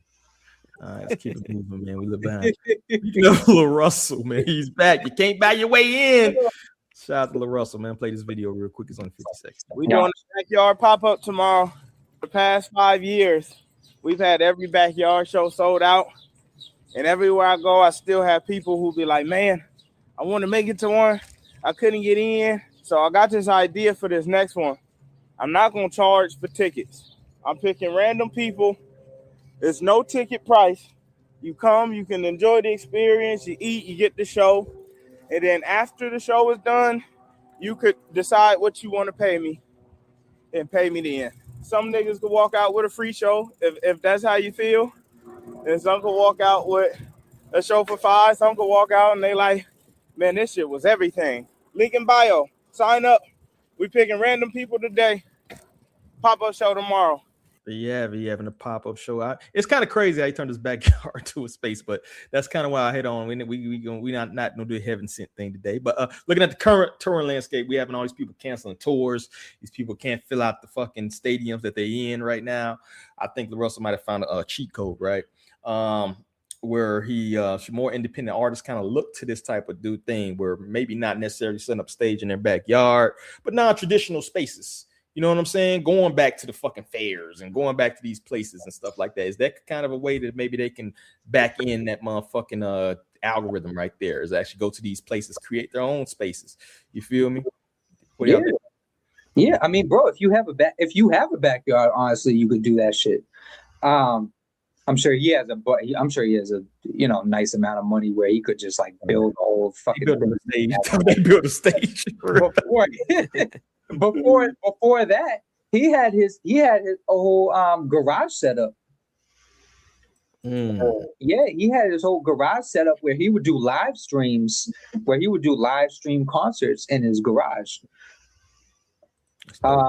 You could, bro. Anyone could do a live. Like if I wanted to, I could set up my whole living room,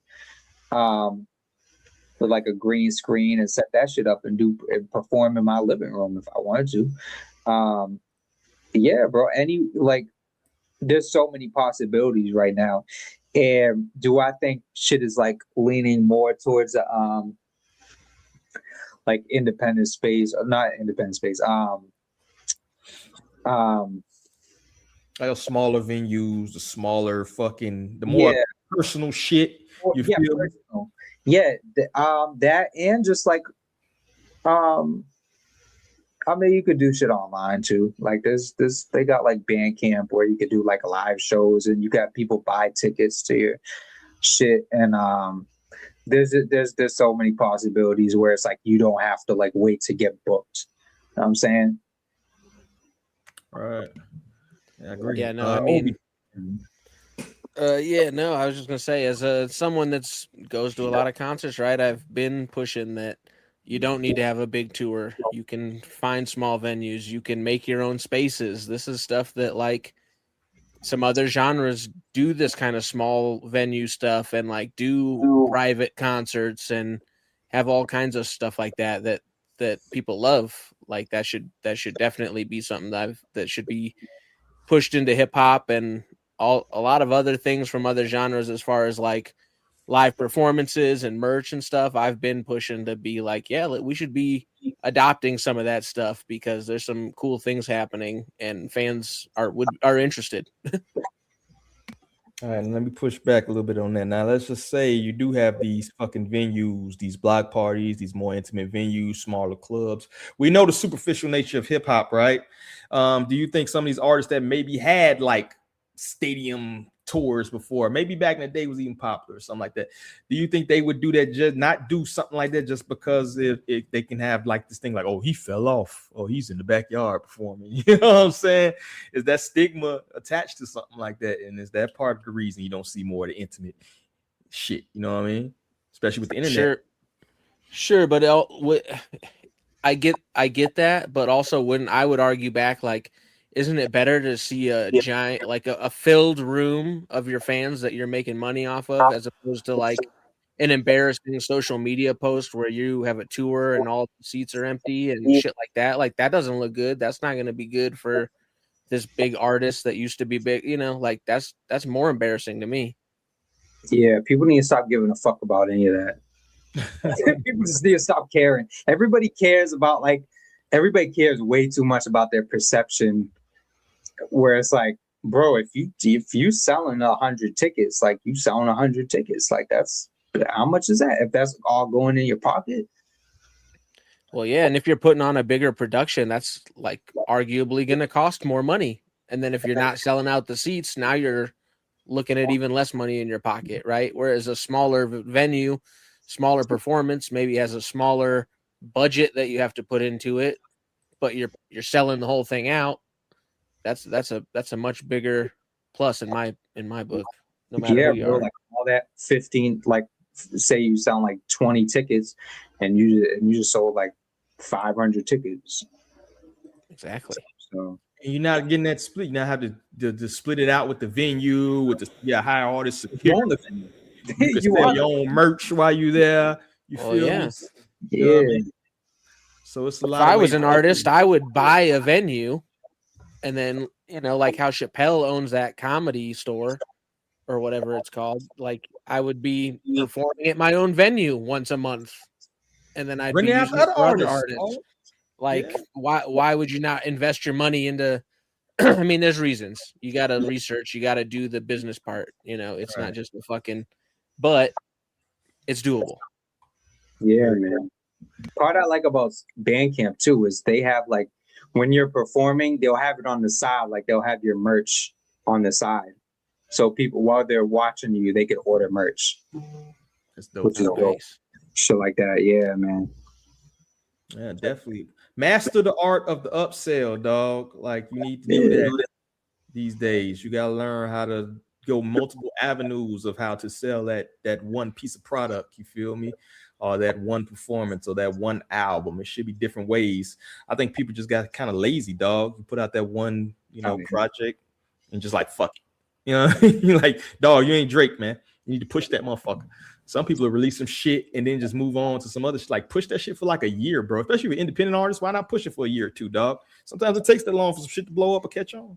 You feel me? You can still make other shit, but push all your shit, man. You feel me? But I still got people just dropping links in the fucking inbox and shit. Once again, too, while we on this fucking stream, and some of y'all people here, say hi if you're gonna say hello. How you doing? I'm so and so. Learn how to market yourself, dog. Not saying we a big, huge platform or whatever, but I'm just noticing that type of shit, bro. If you're gonna be in the space, man, learn how to be a little bit more personable. You feel me? And that's all I got. Any last thoughts on that joint, man? All right, 62 people. Let's get up to 75 before we get out of here, man. But I got this one. I think this is gonna be a funny topic, dog. Hip hop lore, dog. So I put up this thread, a lot of bizarre origin stories. Old Dirty Bastard on him like 6-7 times. That man had a hell of a life. But that's the first story on here. At least real moments in hip hop history that's so bizarre it sounds made up. So the first, at least the original prompt talks about Nas. He was supposed to have like a a lifelike animatron of Jay-Z doing a performance at the Hot 97 2002 Summer Jam. I don't know how true that is, but we're going to kind of play a game how we think it's something true or fake. And this is some good stories in here, yo. We got the first one. ODB was only on Ghetto Superstar because he got lost, wandered in the Plaza studio session and liked the beat. I'm going to say true on that, bro. You feel me? I think that's a confirmed one, ain't it? Second one. Yeah.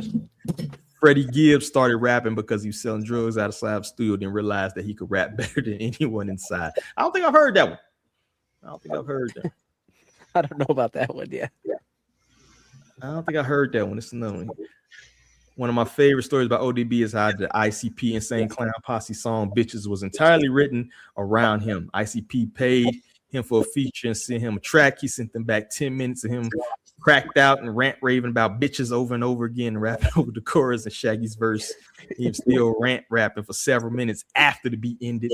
ICP cut his recording into the most salvageable, coherent verse they could and completely rewrote their verses and hooks because they couldn't afford to scrap it after what they paid him.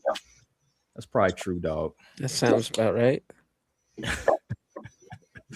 What I heard, what's another one here? Various tales of Hammer being a serious gangster, including chasing Redman out of Oakland. I didn't hear that story, dog. Putting a hit on third base and intimidating Ice Cube into publicly apologizing for a song. Oh yeah, I heard about the third base shit. But that wasn't Hammer. That was like his brother. His brother was like a gangster, wasn't it? No, it was him. Search talked about that shit. Yeah, it was him. Okay, the original back cover of Tupac's Machiavelli album featured Puffy in the ballerina outfit. Biggie is a dark-skinned pig human hybrid, and Dr. Dre bent over getting that work from a white.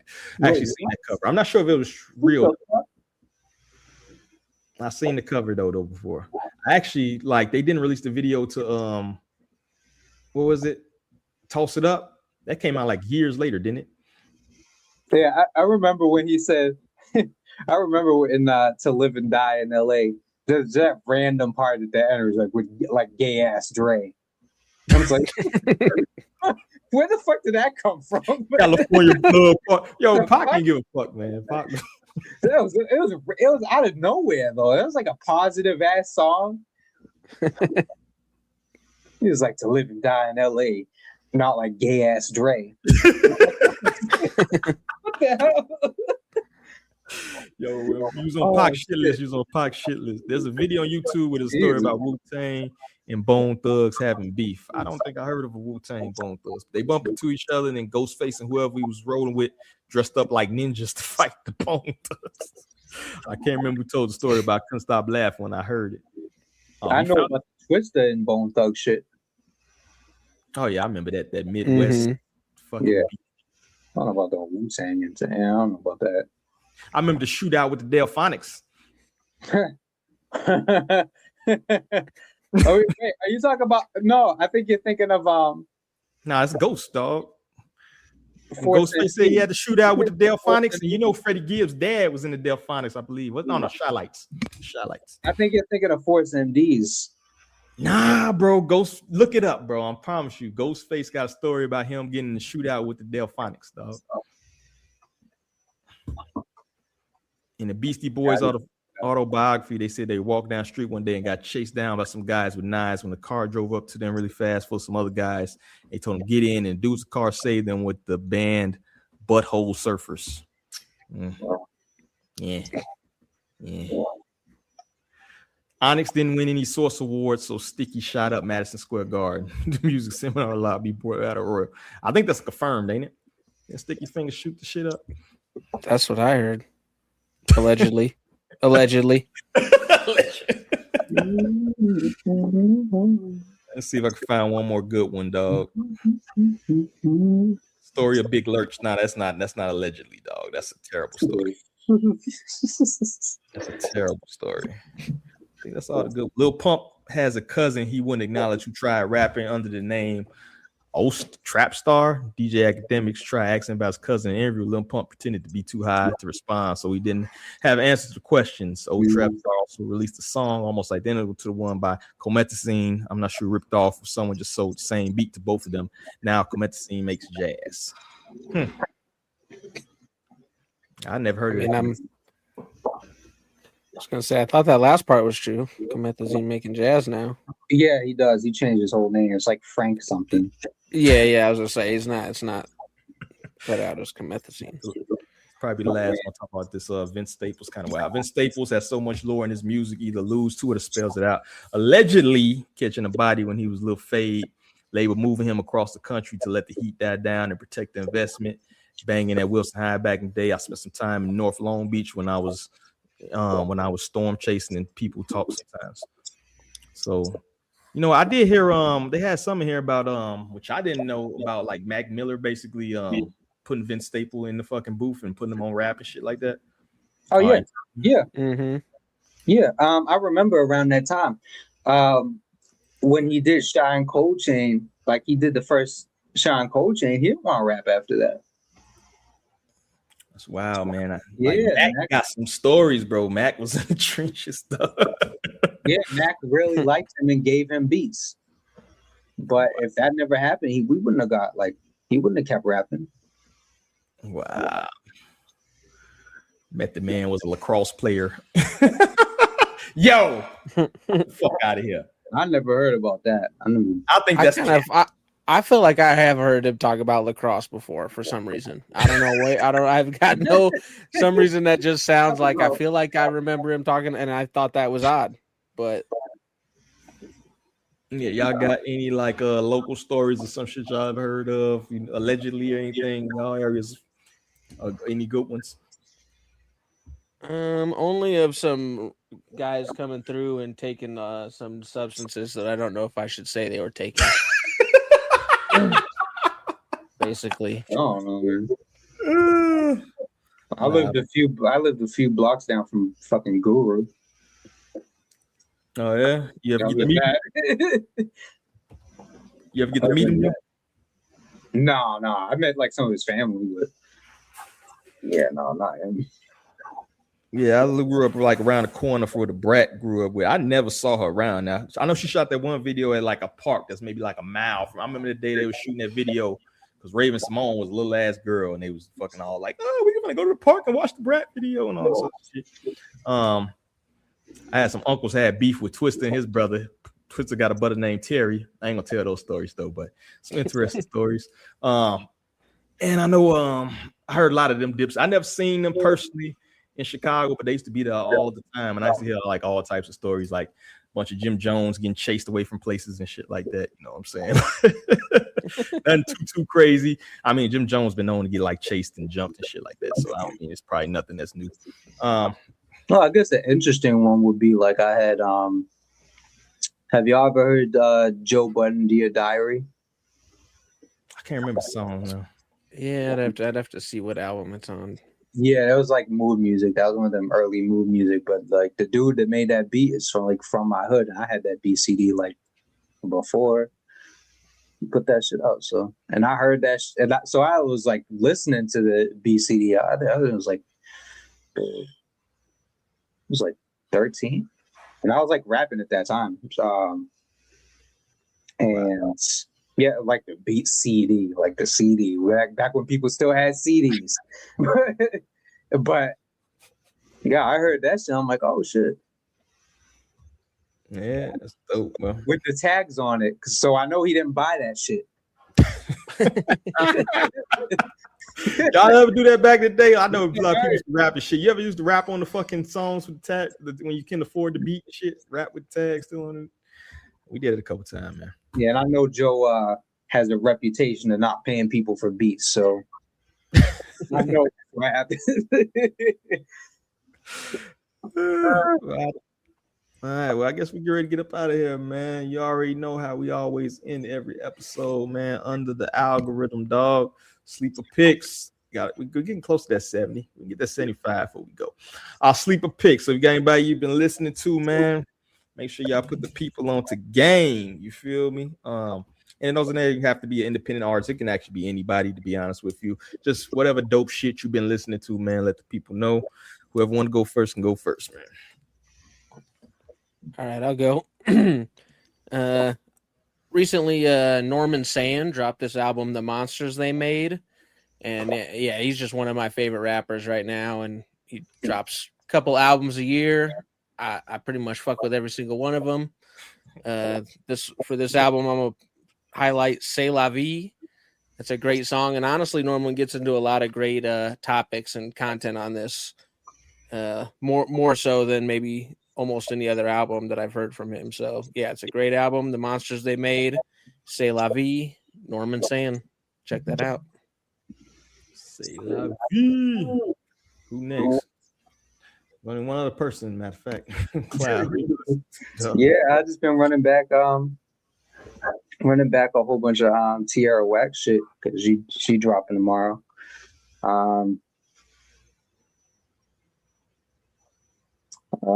Some random shit here and there, like some Mad Lib, I'm still like listening to that new Mac Homie. Yeah, we may be having Play a Wave featured on the site soon. We'll see how that goes. Oh, okay. Drop Play Haze. Yeah, I think I misspoke right there. Yeah, Play Haze. Yeah, no, man, he's fucking crazy. Some Damo Genesis, just random shit. Okay. Yeah, I've been listening to, dog. I ain't been listening to shit this last week. I've been listening to I still gotta get that big walk dog shit up. I had to run that 2 or 3 times. Man, bro, I've been struggling through this Kodak shit, bro, just to review it. My God. Jeez, my man. God. He has this song, bro, with Reese Youngin, bro, and this nigga's yodeling through the fucking. You gotta hear this shit, bro. Like, Okay, I don't gotta hear that. I will check it out. Just you gotta hear this shit, bro. You gotta hear. I gotta. Some of the worst shit I've ever heard in my life, dog. God bless you. A yodeling nigga, bro. But that's all I got, man. Let's get ready to get up out of here. So last minute, we're gonna be positive, man, and fucking put this out to my crew who are talented artists, talented creatives in their own right, man, and let the people know what you've been working on, dog. J Cloud, what you been working on, bro? Whole bunch of shit, just whole bunch of shit. Stuff that'll like come out. Not even just music, but like stuff that will come out like within the next month or so. So yeah, man. Always working, dog. I appreciate you always coming through, bro. Making time, you feel me? Yeah, ho. Take that ho home, boy. Obi, what you working on, man? It's just same shit as always. You know me, fucking music and whatever. Go visit the fucking website. You gotta be motivated. We can't talk shit about John Black and then you come with no motherfucking motivation. You gotta be excited. Like, yeah, well, I wasn't trying to. All right, yeah, okay, yeah. Nah, we got new reviews coming every day. We got fucking go to the website. I got reactions. You know, I just didn't know how many people from the thing are even paying attention to what I'm doing. It's all good to me, but yeah, no, fuck yeah, we got lots of stuff. Come check it out. I'm almost at Yeah, man. Go to the page, man. The fuck is wrong with you, man? Yeah, thank you. Yeah, and there, man. I'm trying to not be so. Everybody thinks I'm too nice. I'm gonna try to work on that. You know, all the gatekeepers are too nice. I gotta be like Ebro and start telling people to fucking eat shit or whatever the fuck Ebro's doing. Man. Go to this page or it's gonna be a fucking problem, man. I'm telling you right now. Yeah, thank you. Stop playing, man. Please yeah, so there you go. Bro. There's some energy. Obi, don't put that energy into the world, but we appreciate you. No, he's gonna be Oprah now. Oprah. Oh man! Shout out to John Black. He actually left a comment, man. We appreciate you, man. Pan, you late as hell, bro. Go take your ass back to bed, bro. We got to get up out of here. Yeah, man. He's a squad down, nigga. Shout to Starla too. In the building. Shout out to John Black, man. He said he's a good sport, man. He's a good fucking sport. We appreciate you, dog. Make sure y'all check out his music, John Black, the great dog. And I got his Instagram pulled up. I ain't forgot about you, homeboy. We got you. You. Make sure y'all throw him a follow, man. Check him out. Check out his music, definitely. But anyway, man, I appreciate everybody. Appreciate my panel, my co-host. Appreciate my team. We gonna keep working, like Obi just said, dog. We gonna keep listening to music and shit. You know what I mean? That's all I got, man. So half of everybody here, I gotta say, peace.